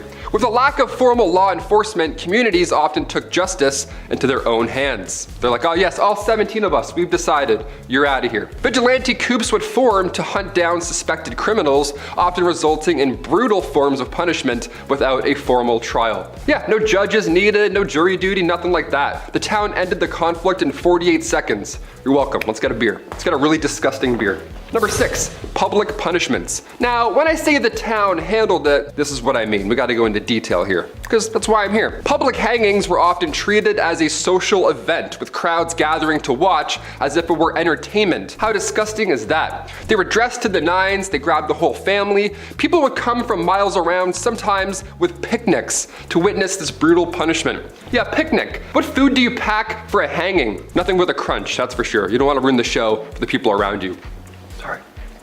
Number 5, banking. Today, online banking is super easy, but back in the Old West days, you didn't get a courtesy email, you didn't have overdraft, nothing like that. In fact, the United States national banking system didn't even exist until 1863. So what happened before then? Are we just hiding our money in our underwear? What are we doing? Before then, you'd have what were called wildcat banks. And these wildcat banks would take deposits for a short amount of time, and then unannounced, out of nowhere, they would run. They would disappear overnight with all of your money, everything, your whole life savings, gone. They did the long con. They played the long game. They were actors. So you're telling me they pretended to be bankers for months at a time? That's almost impressive. They'd have the fake mustache. Oh, good morning, sir. Sign here, please.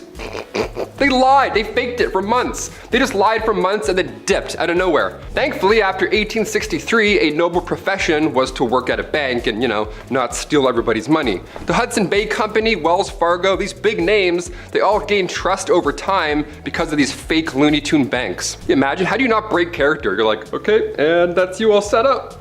They're like, we got it, go.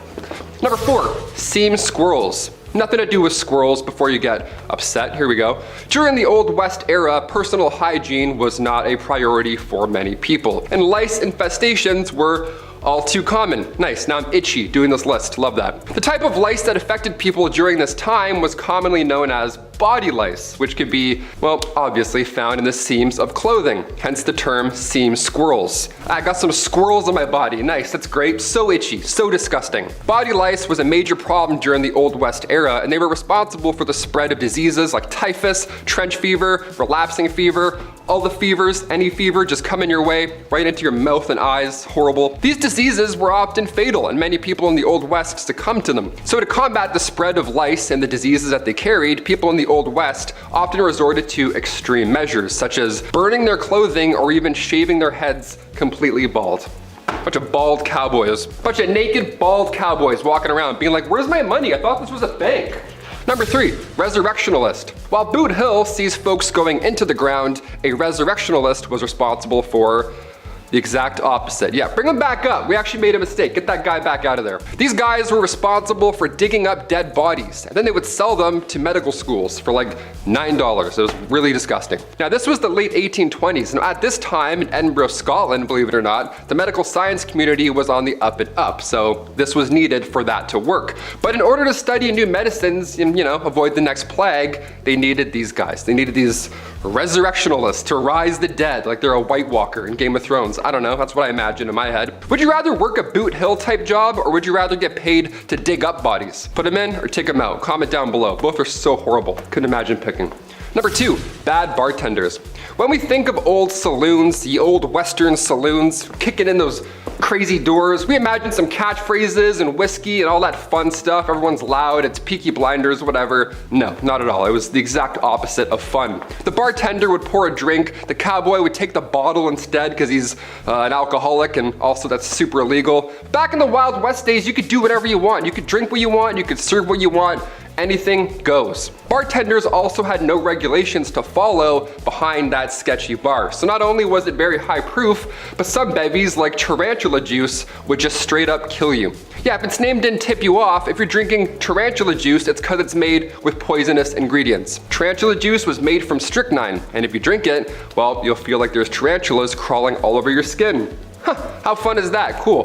Which button do I press to not tip? Thanks so much. Number 1, medical shows. Today, medical shows are fascinating. Even on YouTube, Dr. Pimple Popper, are you kidding me? I can gag all day and watch that, it's the best. Back in the Wild West, the 1860s to the 1890s specifically, they had what's called Medicinal Showmen. Now these guys, these showstoppers, they would show up in your town selling elixirs and tonics because everyone needed one, of course. Everyone needs to live a happy and comfortable life, but they were full of lies. Don't listen to these guys, all right? These professional medicinal showmen would have pawns run ahead, stay in your town, and then wait. They would plant themselves in the audience before these random demonstrations of amazing medical elixir shows began. So they'd call up random audience members, one of these being their buddy, and then these magical elixirs would treat their ailments just like that. What an amazing show. I'm in. I'm gonna buy this immediately. One of the most successful of these elixirs was the elixir made from John Healy and Charles Bigelow. It was a mixture of herbs, roots, and animal fat, and it was said to treat any illness back in the day. But in reality, it was an extremely strong laxative. So imagine finding that out on the way home. You're like, hey, I'm exploding out of my body. What's going on? I don't think that worked back there. Kicking off the list at number 10, going the distance. First things first, how much was an IPA back in the 1800s? That's why we clicked this video, right? That's all we want to know. Some beers today cost like $13 at the bar. What's going on? Nowadays we have happy hour, drink specials, wine pairing suggestions that go along with your meal. We have affordable alternatives today at the bar. Back in the 1850s, saloons would price their drinks depending on how far away you had to travel to get there. Isn't that wild? In the Yukon, their shots of whiskey were like 50 cents a pop. That was a lot of money back in the day. If you were to ask for the same drink in a local saloon, say in Colorado, you could get numerous beverages for the same price. And as you would expect, the fancier the establishment, the more you'll spend. But either way, it's not gonna be comfortable. Number 9, manure everywhere. The 1800s were changing times, especially on the western frontier. Cities were being built, America was under reconstruction, and if you see my video on the 1800s technology, then you know how things were about to get a little wild. Except something I want to talk about today is Well, it's gonna drive moms and wives nuts across the country. How many times have you told your husband or the kids to wipe off their feet before coming into the house? Or stop wearing their shoes in the house? Right? It's the worst! I'm sorry, Mom. Okay, but imagine that, except everyone is bringing in their muddy, bloody, and manure-covered boots into the house. Horses and livestock were just a part of everyday life. That means droppings, or road apples, as they're so commonly called. The smell alone on a hot summer day could make any cowboy turn green. I think I'm going to puke, Dad. Number 8, no stools. Okay, this one's for all the bartenders out there. I see you. I respect you. Bar seating is vital. You get your regulars coming in. Joan with the limp, she's so nice. She's always so nice every day. Always gets a grilled cheese. She's the best. Always a smile on her face. Individuals who want to grab a bite and read the paper, obviously they don't need to take up an entire table for 8, so you have spots at the bar. It's ideal. We're used to this. But back in the Western days, bar stools just weren't a thing. Bar spots it didn't exist. You couldn't sit and vent to your local barkeep about why your ex hasn't texted you back. They didn't have stools at the bar, they just had the rail at the bottom for your foot. Just that little bar rail there for the little lean right there. A nice cowboy lean. Yeah, I'll just eat fish and chips standing up leaning. Awesome. Just the thing you want after walking in the sun all day long. A foot rail. Number 7, the Bison Express. Humans are responsible for the disappearance on many wild animals in one way or another. It's usually our fault. Yeah, going back to the Wild West, the year 1869 specifically, that's when the Pacific Railroad was done. It was open to the West to all these explorers, but now they were whipping across these wild lands in record speed, passing hundreds of bison every single trip. Eventually, it didn't take long for these railroads to advertise hunting excursions on these trains. So yeah, guests would climb aboard the top of the train cars and hunt on the top of the trains. Yeah, on the top they would just shoot these animals for sport. Obviously the train couldn't stop and go back for the bodies, so they would just leave them. This one man, Orlando Bond, nicknamed the Brick, okay, he apparently shot thousands himself. He rode the express so many times his rifle caused him to go deaf in one ear. This was done purposely to deprive Native Americans of their food supply. Now our bison's number are incredibly low, something like 2% of what it once was, and humans, well, we're still pretty garbage. What do you know? Number 6, alcohol. These saloons cowboys would visit, was there a bouncer? Did you need 2 pieces of ID? What was the drinking age back then? Well, besides the swinging saloon doors, it really wasn't a fun time at all. Alcohol back then, first of all, was basically just poison. Actually, it was literally poison sometimes. They had whiskey like 40 rods and Tao's lightning. You have a couple of those and you're literally passing out in minutes. Nobody was getting cut off in old-timey saloons. The bartender wasn't like, hey, how about a water, buddy? Let's get you home. No, it was a show. They had this one drink on bar rail called tarantula juice. Yeah, happy 21st birthday. Go throw up. It was made from strychnine, which was actual poison. So when the whiskey wore off, the strychnine would be left over in the patron's body, and it felt like tarantulas were crawling all over your skin. Ugh, yeah, I'm good with a Bud Light Lime. Thanks, man. Number 5, the gold rush. Picture a billboard for the Wild West, okay? What's on it right now? A cowboy tipping his hat in the corner with, 4 missing teeth, a sunset in the corner obviously, maybe a horse, and also a bunch of gold stacked up in a mine, right? Well, we've heard about the Wild West here and there, but was there really a massive gold rush? The California gold rush of 1849, despite what history commonly believes, wasn't the first big gold rush, not even close. The first one was back in 1799. A young man named Conrad Reed found this yellow rock right on his property. He had no idea what it was, and for years, he and his father John Reed used this rock as a door stopper. You already know where I'm going with this. This 17-pound nugget of gold, which is worth a lot even today, back then this information was game-changing. Congress then built the Charlotte Mint just so they could handle all this incoming gold found in North Carolina right after. Then later in 1828, more gold was discovered, but this time in Georgia. This was the second rush. Then come 1848, James Marshall found gold at Sutter's Mill, California. After the third one though, that's when the thousands moved out west. That one had the biggest pull. So it's pretty big, but not the first. Number 4, the OK Corral. The shootout at the OK Corral went down on October 26, 1881. It's known as the most famous shootout in history. But should it be? Really? Going back to Tombstone, Arizona, it's 3 p.m. and we have men of the law and of course outlaws all in the same block. So naturally, trouble ensues. There's not enough land here for all of us. Some rootin' tootin' There were about 8 men involved in the rumble, but it barely lasted 30 seconds. Also, it's important to note the gunfight at the OK Corral wasn't even at the OK Corral. It happened near the intersection of 3rd Street and Fremont Street, right behind the corral.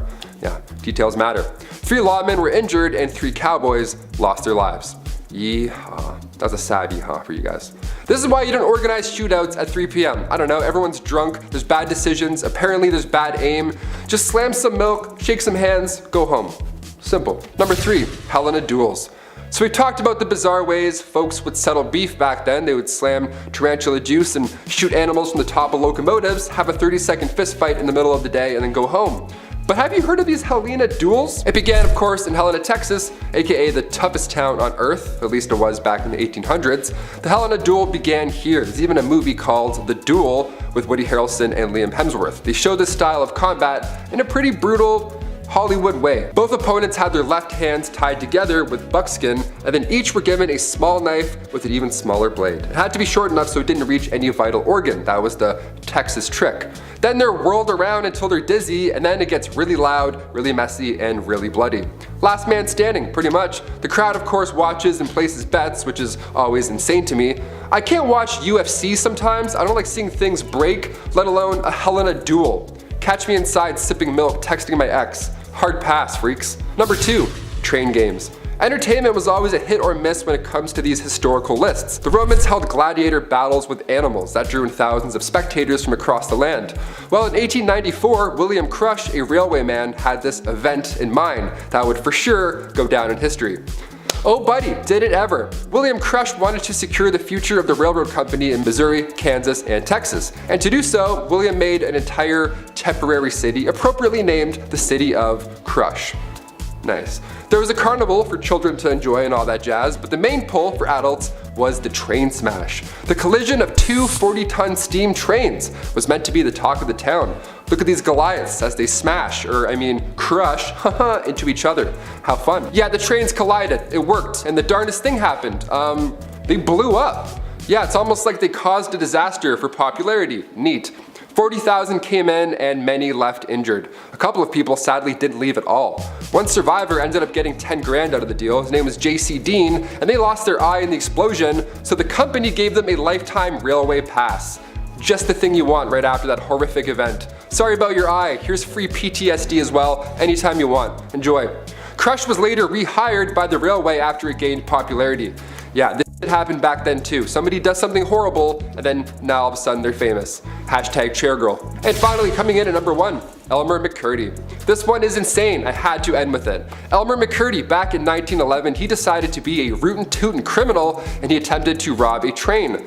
Unbeknownst to him, that train was not full of gold, but rather passengers. Collecting a whopping $46, which back then was still pretty good, he was quickly shot by a lawman afterwards. This is where things start to get insane. Yeah, I say start. Elmer's body was embalmed and sold by the Undertaker to this traveling carnival. His body was an exhibit almost, with his story attached. And for the next 60 years, his body, this prop rather, was passed around, sold between haunted houses and wax museums. Eventually, the guy's body, his real body, don't forget, ends up in California at an amusement park funhouse at Long Beach. Now, come 1976, there's a crew there filming for the $6 Million Man Show, and that's when Elmer's finger breaks off accidentally. Some key grips like, whoops, revealing it was an actual mummy. They went to film the $6 Million Man and ended up finding the $46 man in real life. How gross is that? You know the saying, pick your poison? Well, in the Wild West, that phrase was oftentimes taken quite literally by saloons. One saloon in the Sierra Nevada in particular had a specialty drink called tarantula juice, which sounds disgusting as is, but only gets worse. Ingredients in this thirst quencher included but were not limited to strychnine and wood grain alcohol distilled from turpentine. So why does it have the name tarantula juice? Well, this chemical concoction would give the drinker a reaction like no other, usually involving rapid bursts of energy, along with skin-crawling sensations down their arms, said to feel like tarantulas. Oh, and then they'd suffer from muscle spasms and sometimes lockjaw. In case you were curious, strychnine is a pesticide which is primarily used to get rid of birds and small mammals. But if you weren't up for it, that wasn't it when it came to dastardly drinks. Maybe you wanted to chug down some Tanglefoot, 40 Rod, Teos Lightning, Red Eye, or Coffin Varnish, made with the finest raw alcohol, burnt sugar, and chewing tobacco. Picture this, you've been out in the hot Nevada sun all day and you decide to cool off by hitting up a saloon and grabbing yourself some tarantula juice. Yeah, good luck getting anything else done today. Oh, and if you said no, have fun in your bar fight. Yeehaw. Camels are very much not from North America, but they weren't once confined to zoos in the United States. In fact, during the days of the Wild West, they ravaged those who traveled through the Arizona territory. If you think about it, there's no animal that would make traversing through the desert easier than a camel. The only hitch? There ended up being so many that once they realized that they couldn't take care of that many, they set them free into the wild, where they're not from. But not all of these camels suffered the same fate, and just a heads up, you won't like where this is going. There were reports of camels shoved off of cliffs, fighting for the Confederates, and ravaging through people's lawns, until each and every one was captured, at best, and sold at auction. But there was one camel who stood out from the rest. Its name, Red Ghost. It's confirmed to have ended the life of one, and came close with others. It was also rumored to stand 30 feet tall. One eyewitness claims they saw it devour a grizzly bear. This dangerous beast roamed the Arizona territory for years, and no one knows exactly why it was so angry or dangerous. But when a rancher named Eagle Creek hit it with his rifle, the Wild West breathed a sigh of relief, because they knew the Red Ghost was gone.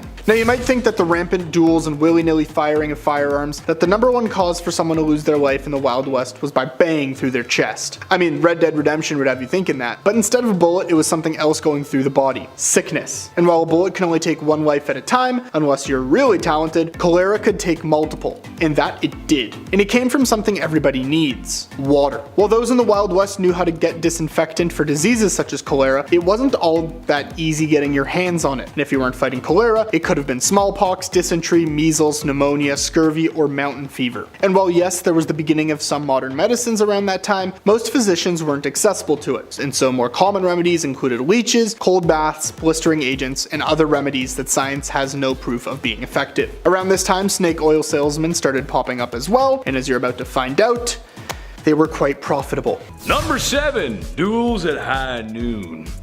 Let me paint a picture for you, partner. It's a warm summer night, and you find yourself sitting at a card table in a saloon that's named after a barnyard animal. The piano is blasting a ragtime tune as waiters bustle about, serving drinks to unruly cowboys that fill the establishment. In front of you are 3 unsavory characters, each more than the next. As the night goes on, so do the poker chips. And when one gentleman ain't taking kindly to his losses, some insults about each other's mothers are exchanged. A powerful slap reaches the man across the poker table, matching the energy of Will Smith on an Oscar night. Too soon? I don't know. Wow, West. Wow, West. That's when it's settled. Tomorrow at high noon, they're gonna settle this like gentlemen. A duel at noon with guns. That's how they did it. Does it get any more classic than that? I don't think so, folks. The clock strikes noon, and only one outlaw remains, and he's married to Jada Smith. Number 6, only talking. Here we go. You ever go to a bar, you're having a nice time, you and your pals order some Caesar salads for the table, the night is now well on its way, we're feeling good. Then 10 o'clock hits and you see a band start to set up. Okay, game time decision. Do we settle up and leave before they start? Or do we give them a chance, end up feeling bad, and feel obligated to stay until the very end at 3 a.m.? It's tough. Usually the latter ends up happening. Back in the 1800s, we didn't have to worry about such an issue. Most of the time, these saloons were just for business. The odd time you would have poker, dice, a piano, perhaps, would be in the room, with some jazzy fingers making an appearance. But when saloons first popped up in Wyoming back in 1822, most of the time it was for lawmen, miners, gamblers, just pure business. Not many blind dates happening in booth 16, you know what I mean? Number 5, comfort of the ladies of the evening. Now being that it's the Old West and there was just a shootout in the street, folks need to take their minds off of such horrors. Add into the mix long hard days tending fields and livestock, people need to take off some steam. The local saloon is there for that. However, like a hidden menu at McDonald's, there's some other activities a man can engage in that aren't perhaps a regular service. Who the hell am I kidding? Ladies of the evening were quite common back then, actually. Naturally, it was a very dangerous job. However, if anything good can come from that, it's that in some cases these women became very wealthy enough to become the madam of their own establishments. And in some other cases, these madams were using their wealth to invest back into their towns, like building schools, doctor's offices. Imagine getting treatment from something and the doctor says, "These bandages were brought to you by Madame Dover's Wicked Wizard Vacuum Double Sloshy Slush 9000. It's a great product, what can you say? Number 4, interior decor.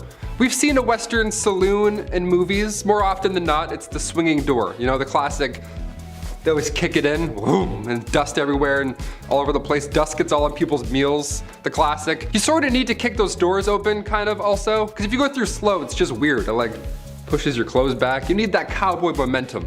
In reality, there weren't a lot of swinging saloon doors. In fact, most saloons across the West were in pretty rough shape. They didn't look like a Tarantino set at all. They looked like that one pub in that one town that one time, you know? Just not clean, not clean at all. You ride by, you're like, is that still open? How is that still open? These saloons were tiny rooms. We had stools or chairs made of fur.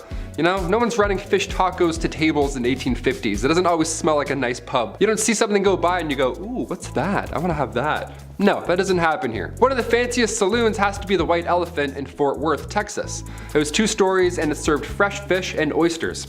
Apparently it was a lovely time. Number 3, manifest destiny.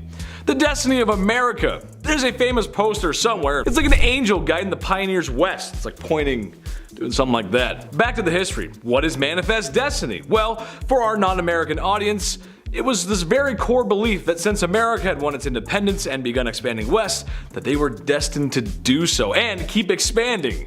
And expanding. Why should the freedom train stop here, right? Coast to coast, baby. And maybe buy Alaska from Russia, since, well, they're not really using it. Okay, and maybe Hawaii. They got pineapples or something, I don't know. Alright, maybe even heavily influenced places that are beyond US borders. But all that American influence and imperialism starts here. Imagine being the pioneer who dared to venture west, like the Great Oregon Trail, or those who crossed the desert states. And some really religious folks that found a salty lake in the desert looked at their wives and said, I need at least 2 or 3 more. God bless America. Number 2, mixologist. You ever go to a pub, like a chill pub, dare I say a restaurant, and a dude with a mustache thinks he's in Peaky Blinders for no reason behind the bar? He's flipping bottles that don't need to be flipped, he's lighting shots on fire. Guy, it's 12:45 in the afternoon. What's your soup of the day? Where did this come from, historically? Where did the cool bartender role come from? I'm trying to order a Cosmo, but he won't stop doing stunts. In the 1800s, bartenders were referred to as mixologists.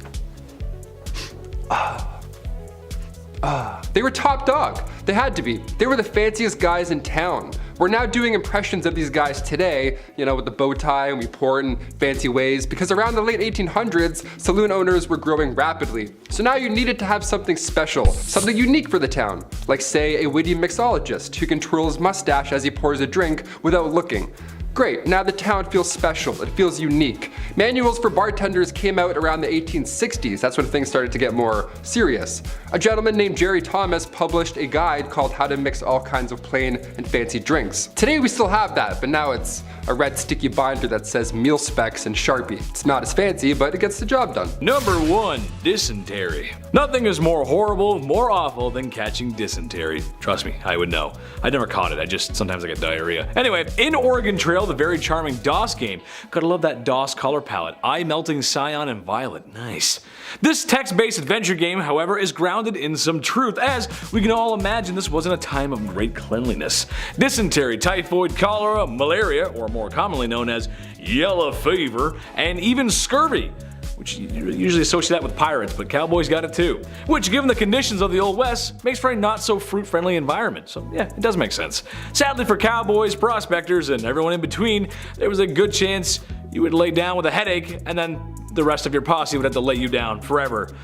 In the ground, partner. Starting our list off at number 10, no bar stools. This one here is for all the bartenders out there. Okay, bar seating is vital when you go out. It's the first thing that you see when your random party of 12 arrives, then asks for spots all of a sudden. So it's a little jarring to imagine a world where you couldn't sit down at a local pub. Yeah, standing room only. That's it, don't lock those knees or get too comfortable. You got your regulars coming in often, right? You got Karen with the limp. She's so nice, she's awesome. Imagine if she had to stand up the entire time. No way, get out of here. We have a booth just for her all the time. She always gets a grilled cheese, so nice. Back in the Western days, bar stools weren't a thing. In the 1800s, you couldn't sit and vent to your local barkeep about why your ex hasn't texted you back. No, that wasn't a thing. They didn't have stools at the bar, nothing, just one rail. Just a bar rail to put your foot on, and then have a weird balance the whole time. That's great, that's awesome. I feel like a cowboy already. Just a nice cowboy lean, that's comfortable. I'll eat fish and chips standing up, I guess. Let's move on. Number 9,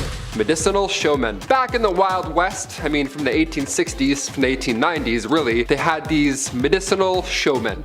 And it's exactly what you think. It's ridiculous. Step right up, you won't believe your eyes. Cough syrup. Crazy, right? So these guys would go town to town selling elixirs and tonics, but they would really nail the pitch. I mean, that's all they had back then. There's no science to back them up. There's no Yelp reviews. They would have pawns instead, like their friends, run ahead into town and plant themselves in the audience before these random medicine shows. That way, when the world's greatest showman, doctor arrives, whatever, he randomly picks an ill patient and then boom, just like that, they would be cured. One of the most successful of these elixirs was the elixir made by John Healy and Charles Bigelow. It was a mixture of herbs, root, and animal fat. It was said to treat any illness, but in reality it was only a laxative. What a fun show that is. Step right up. Not that close. Trust me, not that close. Number 8. Camels? That's right, we're not riding horses, we're riding camels. We got room for 2 people, depending on the amount of humps. I know they have 1 or 2, depending on which. Alright. In 1855, the United States Army decided to import 75 camels into Texas. Yeah, why not? After all, the terrain in the Old West was fairly similar to the Middle East, so I guess it made sense. The camels made supply runs between Camp Verde and San Antonio, but trouble began when an American Civil War broke out. Yeah, a little bit of a thing happened there. Now eventually the camels were sold off or simply let go into the wild where they multiplied and began to cause havoc, and then so on and so forth. So much so that folks began to spin urban legends, such as the Red Ghost, which was a 30-foot tall creature that made people quiver in their breeches or breeches. I don't know what they say, jeans or pants, whatever's Western, the Western version of pants. Trousers, that's British. Trousers is definitely British. It's not a cowboy at all. When in reality, it wasn't a monster, it was just a camel. But yeah, camels can be pretty frightening when you see just a silhouette. Again, with the 2 humps, it looks like a monster for sure. I was a kid, I went on a camel ride once and I cried. Never doing that again. Oh, so that's pretty cruel. I'm not riding a camel. Now look here, would I ever lie to you? For the low price of $20, this oil will rid you of everything that troubles you. Come on, give it a try. And if you believe me, congrats. You purchased snake oil. So what was snake oil? Well, it was the new hip craze in the Wild West, as many cultures in Asia had used it for years as medicine, and so with the influx of immigrants from those countries, with them came the snake oil. While there's no genuine scientific evidence that snake oil helps in any ways, cowboys were trusting, and in a time where they were looking for anything to help with the multitude of illnesses, they turned to these remedies. For as much as we know snake oil now as a scam, I mean, it's synonymous with the term, we have to give a little bit of credit to the marketing geniuses behind it, and just a little bit, not a lot, yet that's enough. And think about the cultural impact that snake oil has had. I mean, it even spawned a show with David Spade, and I'd say that's pretty huge. Now here's one of the trickiest parts about living in the Wild West. You gotta get there. And if you're traveling with a group, yeah, odds are not all of you are gonna make it. Now I don't know if any of you have played the electric, fast-paced game known as the Oregon Trail, but here's a shocker. It was based on the real Oregon Trail, and the road was just as treacherous. Britannica believes that around 40,000 people traveled along the path from the 1840s to the 1860s, and about 1 in 10 didn't complete the journey. You'd have to deal with dehydration, starvation, diseases, harsh weather, rattlesnake bites, and usually it would stem from one thing. Oops, your cart is broken, and now you're stuck. Good luck being alone without any significant means of transportation in the middle of the desert. You've only got a couple days of food and haven't seen another person for miles. Decision time. Now imagine how easier it would be if they had an ATV, or a car. Being a miner in the Wild West wasn't as easy as crafting a diamond pickaxe and watching out for creepers. It was a whole lot scarier, and it led to a lot more loss of life. Yet even scarier than Minecraft. For many people in the Wild West, the prospect of mining brought with it a lot of positives, and the negatives were often ignored. Negatives such as, losing your life. But think about it, you can make significant money if you found some gold. That's a tough choice if you're strapped for cash. While there's very limited resources on just how many miners perished in the 1800s, most of what we do know in terms of loss of life came from newspaper headlines such as Cheyenne Weekly Leader reporting that 38 miners had lost their life in a Wyoming cave explosion in March of 1881. Sadly, headlines like these continue today, but if you think about the advancements that have been made technologically in the past 150 years, I think it's safe to say that it's a little bit safer now. Now, that's not to say it isn't dangerous, because unlike Derek Zoolander's father, I am far too afraid to ever step foot in a mine. Unless it's on a computer. Have you heard of the Great Emu War? It took place in the 1930s in Australia and pitted man versus bird, and bird won. Well, it wasn't the only man against animal battle, as the United States Army set their sights on their animal target, buffaloes. In fact, the Army paid people to head west and slaughter as many as they could, and paid settlers to do the same. So what gives? Why would you want to eliminate a huge creature that will leave you alone if you do the reasonable thing and let it live its life? Well, buffalo played an important part in Native Americans' lives at that point, being a major source of food for them, and when the Native Americans wouldn't let the US come and take their land for themselves, they decided to do the incredibly reasonable thing and completely deplete one of their major food resources. And so thanks to the US government, the buffalo population went from around 30 million in the early 1800s to 256 in 1889. No, not 256,000, 256. And they were all in captivity. Yeah, good job, USA. Sticking with buffalo, they served an entirely different purpose. I mean, it was kind of them in a way. Take a look at this photo of the Great Plains. Do you see a tree? No, you don't. But as I just mentioned, you know what they had a lot of before wiping them all out? Buffaloes. And you know what buffaloes leave behind? Dung. And so what else can you add to use as fuel for your fire? I mean, there's no wood anywhere. So yeah, now you've gathered around the poop fire, singing merry songs, and having a hoot and a half. And as gross as it was, and I guess still does continue to be, it gets the job done.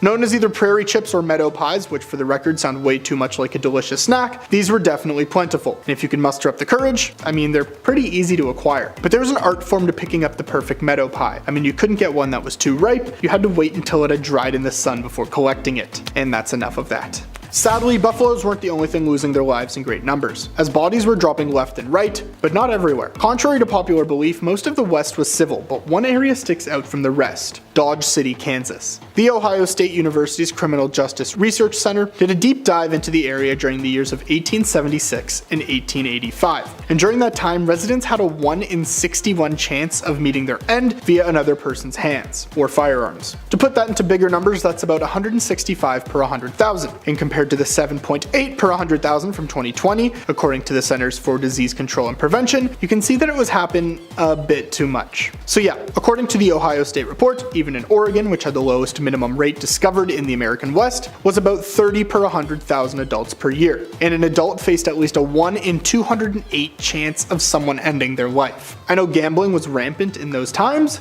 but I don't really like those odds. There could be a lot of time alone during the Wild West. And picture this. Some people hadn't seen another person in a long time and were probably desperately craving affection from another human being. And so, painted ladies, soiled doves, ladies of the night, whatever you want to call them, became rampant in a lot of towns. But the sad truth was that the industry was almost a death sentence for everyone involved. In Christopher Knowlton's book, Cattle Kingdom: The Hidden History of the Cowboy West, he took a look into the industry and showed that once women got in, there was little to no chance of getting out. Venereal diseases were rampant, while almost all went to whatever measures were necessary to keep themselves healthy. Oftentimes, it just did more damage. Workers would suffer from addiction to the medicines they took, and in the end, it was often a race between all the different things to see what would end your life first. To this day, it's unclear how many lost their life due to these diseases, mainly because no one wanted to know that it was how they passed, so most certificates list other reasons. Yeah, that's not a fun time. Pony Express Rider. Now, if you're a Pony Express rider, which is a very interesting title, in the 1860s, it was a demanding and perilous job.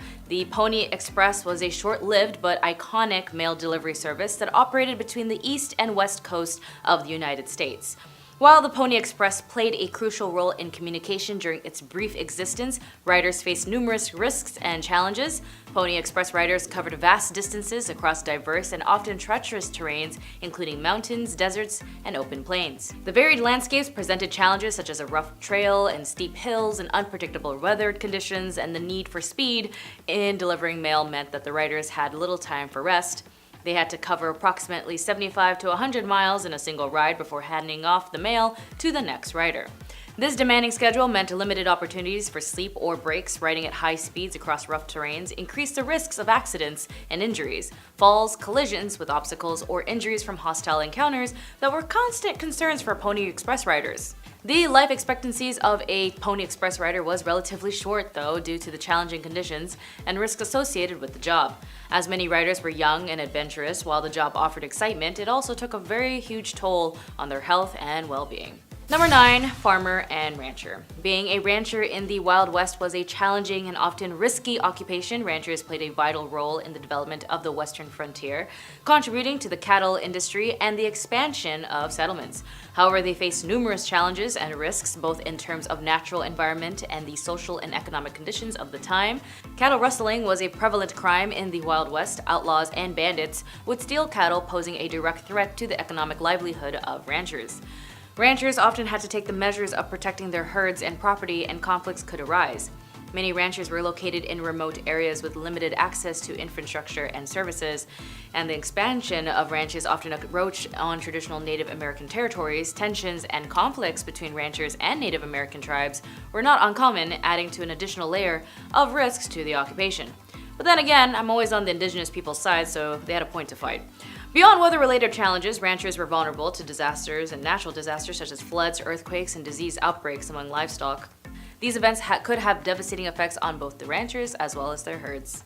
Number 8. Saloon owner and the bartender. If you wanted a career as a saloon owner or a bartender in the Wild West, well, like all occupations in this time came with its own set of risks and challenges. Saloons were central to the social and economic life of a frontier town, but they also associated with a range of issues including lawlessness, violence, and economic uncertainties. Saloons were often rowdy establishments where patrons engaged in heavy drinking, gambling, and occasional brawls, and saloon owners, bartenders faced the risks of violence erupting within their establishments, leading to injuries as well as property damage. As well, some saloons attracted these outlaws and criminals seeking refuge or engaging in legal activities. Saloon owners could find themselves entangled with criminal events, leading to legal troubles and conflicts with law enforcement. Bartenders worked long hours in often challenging conditions, and dealing with unruly patrons and managing inventory and maintaining a clean and safe environment were constant tasks that required skills and resilience that are still very prevalent today for current bartenders. Number 7, going the distance. First things first, how much was an IPA back in the 1800s, right? What's this gonna cost? Some beers today are wild. I live downtown Toronto, it's crazy. Every bar I go into, it's insane. It's like $13 to get an IPA. It's like Gary's Rootin' Tootin' IPA. A pint made in-house with this bare feet. Tastes like a cup of nickels. Not a fan of the IPA game. Today we have happy hour specials, wine pairing suggestions to go along with your meal, a lovely wine sommelier to aggressively tell you which bottle to get. But back in the 1850s, saloons would price their drinks depending on how far away you had to travel just to get them. Yeah, what a weird system, right? In the Yukon, for example, their shots of whiskey were 50 cents a pop. Now, that was a lot back in the day. So if you were to ask for the same drink in a local saloon, say in Colorado, well, it'd be a lot different, it'd be a lot cheaper. If you kick the saloon doors open and you're out of breath, well, it's very clear that you've traveled a long way. Hey, this guy's out of breath. Let's charge him double for all of his troubles. Why not? Let's go. Get off the floor. So out of breath, he's like, give me some water. How do they kick open saloon doors? They would just swing right back. They're not ideal doors to kick open. Number 6, missing mines. There's billions of dollars worth of gold just lost at the bottom of the ocean. That's fun, it's out there right now, waiting for you to go and get it. Right after you click that thumbs up and subscribe to our channel. Right after you do those things, go and find that gold for us. But if swimming isn't your thing, no problem, try the West. Plenty of gold out there. There's dozens of lost treasure troves just hidden in mines, like the San Saba gold mine, for example, or the Wheelbarrow mine, for example, or more that I'm not gonna name because, well, maybe I'll go check them out myself, I don't know. None compare to the Dutchman mine. That one is very special. Now, this legend has it that a man named Jacob Waltz, a German prospector, he found the richest gold mine in the world. Now, that's what he told his friends. And would we ever lie to our friends about gold? No, never, okay? I certainly wouldn't. It's definitely real, man, for sure. First gold rush was back in 1799. A young man named Conrad Reed found this big, shiny, yellow rock. He had no idea what it was. And for years, he and his father, John Reed, used it as a door stopper. Yeah, the 17-pound nugget of gold. He just grabbed it, threw it on the floor, and then held his door open all day. Hey, come on in, here's company, watch your foot over that big stupid rock. Back then, this information was game-changing. Congress then built the Charlotte Mint just so they could handle all this incoming gold found in North Carolina. Because yeah, people started to catch on how much it was worth. Put that in my pocket, thanks. Number 5. Cowboys and Aliens. Here we go. Of course, wouldn't be a Taylor McWaters list. There wasn't any alien nonsense. Long before the Roswell incident in New Mexico, which we've talked about plenty of times here, aliens may have visited us before. Yeah, old cowboy stuff. This report came from 1896, when 2 men in California all reported that 3 alien beings were trying to abduct them. Yeah, it wasn't a sighting. They were trying to like trying to grab them and pick them up. That's terrifying. They take my hat. One of them was even a colonel. Colonel H.G. Shaw and Camille Spooner were both going from the town of Lodi to the Fresno Citrus Fair, which sounds like a wonderful time. Sounds like a great fair. But en route, they were greeted by 7-foot-tall, slender aliens. Apparently, that's pretty jarring. The aliens didn't end up taking the 2 men because, well, they were too heavy, and well, one's a colonel, so he probably, gave a nice left hook or something. But they said they fought off these aliens. That was their legit excuse why they didn't get abducted into outer space, because 2 cowboys fought 7-foot-tall aliens. Do we buy it? I buy it. I don't know. Why would they make it up, right? They don't know what aliens look like. Nope wasn't out back then. They have no reason to lie. They're just bored, going to a saloon for 4 days. Yeah, it's probably fake. I don't believe it. Number 4, old true crime. If you're going to parody the Wild Wild West, you need a horse, a hat, a big sack with a $sign on it, right? Wasn't it like Bandit Central back then? Weren't there bank robberies on every dusty corner and every dusty town? No, there wasn't at all. That wasn't actually a thing. This wasn't The Town with Ben Affleck. That's not a thing that happened. Bank robberies didn't happen back then at all. In fact, during the Wild West era, officially declared from 1865 to 1900, there were only 8 bank robberies in total. In total, that's it, 8. That many years. Along 15 western states, there were only 8. To put that in perspective, in 2017 alone, there were roughly 4,000 bank robberies in the United States, which is a bit more.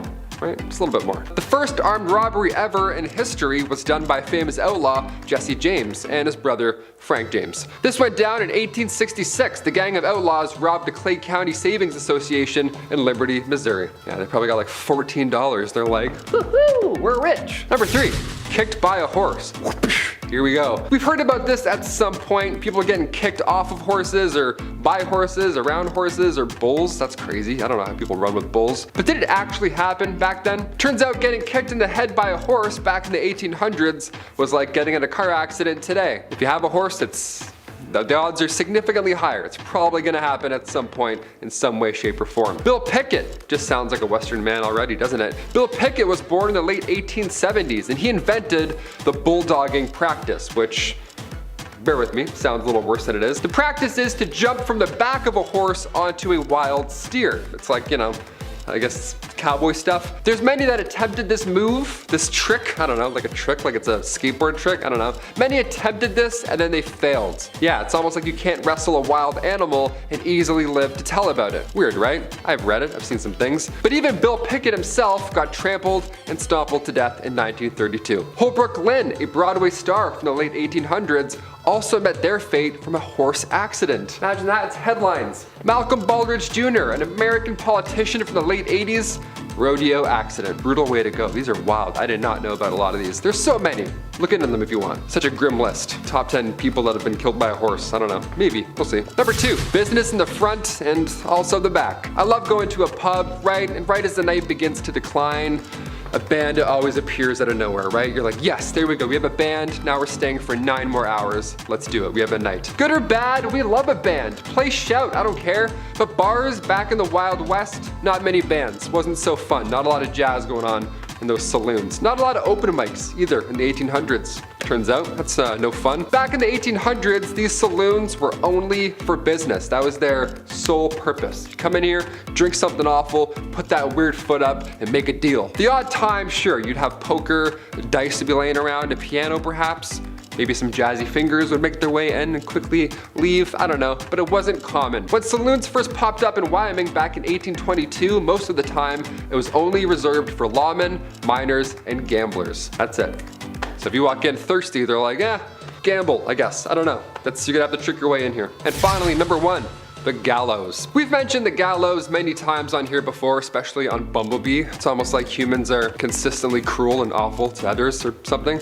Odd. But when it comes to meeting your fate in the Wild West, well, it sounds horrible to say, but with everything else that we've heard, at least being hanged was fast. Being kicked by a horse and whatever comes afterwards, probably not so quick. And in the case of Tom Blackjack Ketchum, it was a historical death. See, after a train robbery gone wrong, Tom Ketchum was held in prison until his date with the gallows arrived. But while waiting in prison, he gained weight. This guy was eating. He was eating good, apparently. He weighed around 200 pounds by the time of his demise. And dark detail here, but his body was so heavy that when he was finally hanged, his head, left his body. It kind of like... Number 10, Bounty Hunter. Wanted dead or alive. The kind of thing that instills an idea of a character that would go out into the wilderness alone to hunt down criminals like Texas Cheddar over there, and would be despised by all those they encountered. But that's not actually how it really was. You see, bounty hunters as we think of them today weren't really like that in the 1800s. Bounties were usually taken up by public peace officers, private detective agencies, or companies like Wells Fargo & Co. Many sheriffs and marshals, such as myself, Sheriff Stringbean, took up these bounties to make up for the little amounts of money they make from their day jobs. The actual term bounty hunter referred to mercenaries who would join up with an army for the bonus of enlisting. On top of that, the reward for capturing criminals like Texas Cheddar wasn't even called a bounty. It was actually called a bail. Sorry to ruin your day. Number 9, Gravedigger. What does a monster truck and a weird dude from Kakariko Village have in common? If you said the foundation blocks that made up my childhood, then you win a prize. What's the prize? A big old kiss from me. In all reality though, towns in the Old West were interesting places, where there were always two constants. Sand, and folks would probably end up in the ground, or that sand. So after the proper proceedings had taken place when someone croaked, it was time to dig a hole, or in these poor souls' cases, a lot of holes. Cholera outbreaks would keep a gravedigger busy for days. However, I thank the gravediggers for their service. I mean, someone had to do it. People like to give them a bad rap because they spend all their time with cadavers. That doesn't mean they're weird social outcasts. Well, except for Dompe and Seth from Red Dead Redemption, and well, the ones from Hamlet. Those guys are pretty weird, actually. Oh boy, maybe we should just keep our distance from them. I don't know, I'm getting out of here. Number 8, Saloon Owner. Saloons are about as synonymous with the Old West as a single tumbleweed blowing in the wind, moving from stage left to stage right. Just about anyone could be a saloon owner too, from Festus down the street to the previous sheriff to a fancy gambler. The saloons of the Old West outnumbered churches 100 to 1, and are any of us really surprised? You'd see one general store, one doctor, if you're lucky, and then like 3 saloons all on the same street. It's actually probably one of the most usual jobs on this list. It was also one of the most accessible jobs, usually being what people turned to when other avenues of employment ran dry. It would even be what you did while saving up money to buy farmland or to run for your office in your government. And in a town where everyone and their moms knows you as the guy who serves the liquor, you ain't gonna have a hard time getting elected. I kinda wanna be a barkeep now. Number 7, stagecoach driver. Stagecoaches were prime targets for bandits and highwaymen looking to rob passengers or steal valuable cargo. Drivers and passengers faced a constant risk of being ambushed alongside isolated stretches of the route. Stagecoach routes traverse diverse landscapes, including mountains, deserts, and dense forest. Drivers had to navigate rough and sometimes hazardous terrains, dealing with obstacles such as steep inclines and rocky paths, and river crossings. Stagecoach drivers were exposed to the elements and had to contend with extreme weather conditions, including scorching heat, freezing temperatures, heavy rain, and snowstorms. These conditions made traveling challenging and added an extra layer of risk, and the stagecoach drivers worked long and grueling hours, covering vast distances in a single journey. The demanding schedule and physical toll of driving for extended period increased the risk of fatigue and related accidents, but despite the risk, stagecoach drivers almost fell down here, oh my god. But despite the risk, stagecoach drivers played a crucial role in the westward expansion of the United States, connecting isolated communities and contributing to economic development of the frontier. Number 6, prospector and gold seeker. Being a prospector or gold seeker during the gold rush era in the Wild West was an adventurous but a very risky pursuit. It was obviously a huge time where gold was everyone's mind, and the allure of striking it enriched and attracted thousands of individuals to mining sites in search of gold and other valuable minerals. However, the life of a prospector came with numerous challenges and hazards. Mining sites were often located in remote and isolated areas far from established communities. Prospectors faced the risk of being cut off from civilization with limited access to supplies, medical assistance, or communication, and the challenging terrain and harsh weather conditions added to the physical demands of the job. Mining camps were notorious for poor sanitations and crowding living conditions. Prospectors were also at risk of contracting diseases such as dysentery, cholera, and other illnesses due to inadequate hygiene practices and limiting access to clean water. The process of extracting minerals from the earth involved potentially dangerous activities such as tunneling, blasting, and handling heavy machinery. Accidents such as cave-ins, explosions, or equipment failures could also lead to injuries or fatalities. Number 5, Blacksmith. I love playing Stardew Valley, and Clint from Stardew is the best, but it always made me wonder, how does one even get into blacksmithing? Well, being a blacksmith in the Wild West was a vital but demanding occupation. Alongside with the mining and prospecting, blacksmiths played a crucial role in the development of frontier communities, providing essential services such as forging tools, repairing equipment, and contributing to the growth of local economies. However, the life of a blacksmith was not without its challenges and risks, as working with hot metal, sharp tools, and heavy machinery, the risk of burn, cuts, and injuries from handling red-hot iron and heavy equipment was ever present. Sparks and fragments of hot metal created during the forging process could pose a risk to the eyes, as they didn't have proper, equipment, and without modern safety equipment, as I mentioned, blacksmiths were vulnerable to these eye injuries from flying debris. In the event of injuries or health issues, blacksmiths might not have had immediate or adequate medical attention, and despite the risks, of course, blacksmiths were highly valued members of frontier communities, contributing to the local economy and development of essential tools and equipment. And of course, you do need a blacksmith if you're a cowboy cattle driver. Number 4. The iconic image of a cowboy is often associated with a sense of adventure and independence, but the reality of the job came with numerous challenges and risks. However, I'd like to clarify, the image of cowboys in the American West is often associated with Euro-American cultural context, but it's essential to recognize that various indigenous people also had their own traditions of cattle herding and horse riding.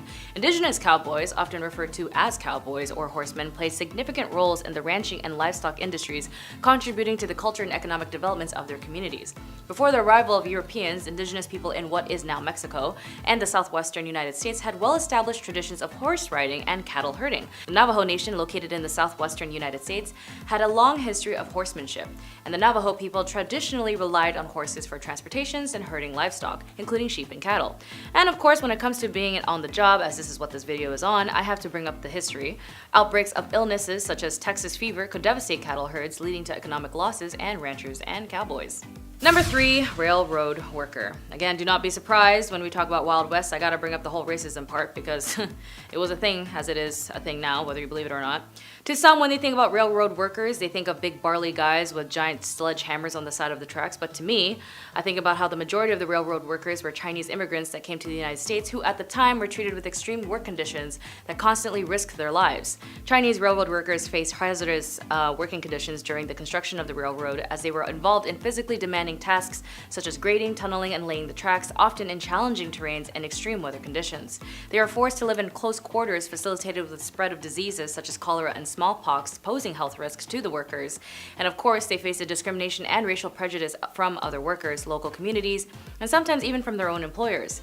This discrimination could lead to verbal abuse, harassment, and unfair treatment, as the Chinese workers often receive lower wages than their non-Chinese counterparts for similar or identical work. The pay disparities reflected discriminatory practices prevalent during the construction of the Transcontinental Railroad, as well as lived in isolated and segregated camps. Again, this is part of history, whether you want it to or not, or acknowledge it, but it's there if anyone wants to look into it, and I do suggest you do look into it. Number 2, miner. One of the most significant risks of being an underground miner was the potential of a tunnel collapsing and cave-ins. Poorly supported mine shafts and tunnels could collapse, and burying miners under tons of rocks and debris. Mines were susceptible to fires, especially in coal mines where flammable gases could accumulate anytime, and miners were exposed to dust, fumes, and toxic gases, leading to respiratory issues such as pneumoconiosis, as well as other lung disorders. Loose rocks and debris in mine shafts poses a constant danger, and rock falls and accidents involving hoisting equipment or elevator systems could lead to injuries or fatalities. During the Wild West era, safety regulations and measures were often insufficient, and miners had limited access to safety equipment. And employers were not always diligent in implementing measures to protect their workers. Some mining processes involved in the use of hazardous chemicals such as mercury and cyanide. Exposure to these substances could lead to long-term health issues for miners and environmental damage. And finally, number 1, being a gambler or an outlaw. Being a gambler or an outlaw in the Wild West was a risky and often dangerous lifestyle. While popular culture has romanticized the heck of the image of gamblers and outlaws, the reality involved numerous challenges and hazards. Cheating was not uncommon in gambling establishments, and accusations of cheating could lead to violent confrontations. Disputes over winnings and losses sometimes escalated into violent weapon fights or physical altercations. For outlaws were by definitions individuals who operated outside the law. This meant that they were constantly pursued by law enforcement, including sheriffs, deputies, and posses. The risk of arrest and incarceration was a constant threat, and outlaws often engaged in violent activities, including bank robberies, stagecoach holdups, and pew-pew fights. This lifestyle exposed them to the risk of injury or death in shootouts, with lawmen or rival gangs. If caught by law enforcement, outlaws faced the risk of imprisonment. Conditions in the frontier jails were often harsh, and sentence could be severe. Outlaws who gained notoriety often became public enemies, or public enemy number one, with bounties on their head, and this increased the risk of capture and heightened law enforcement's efforts to bring them to justice.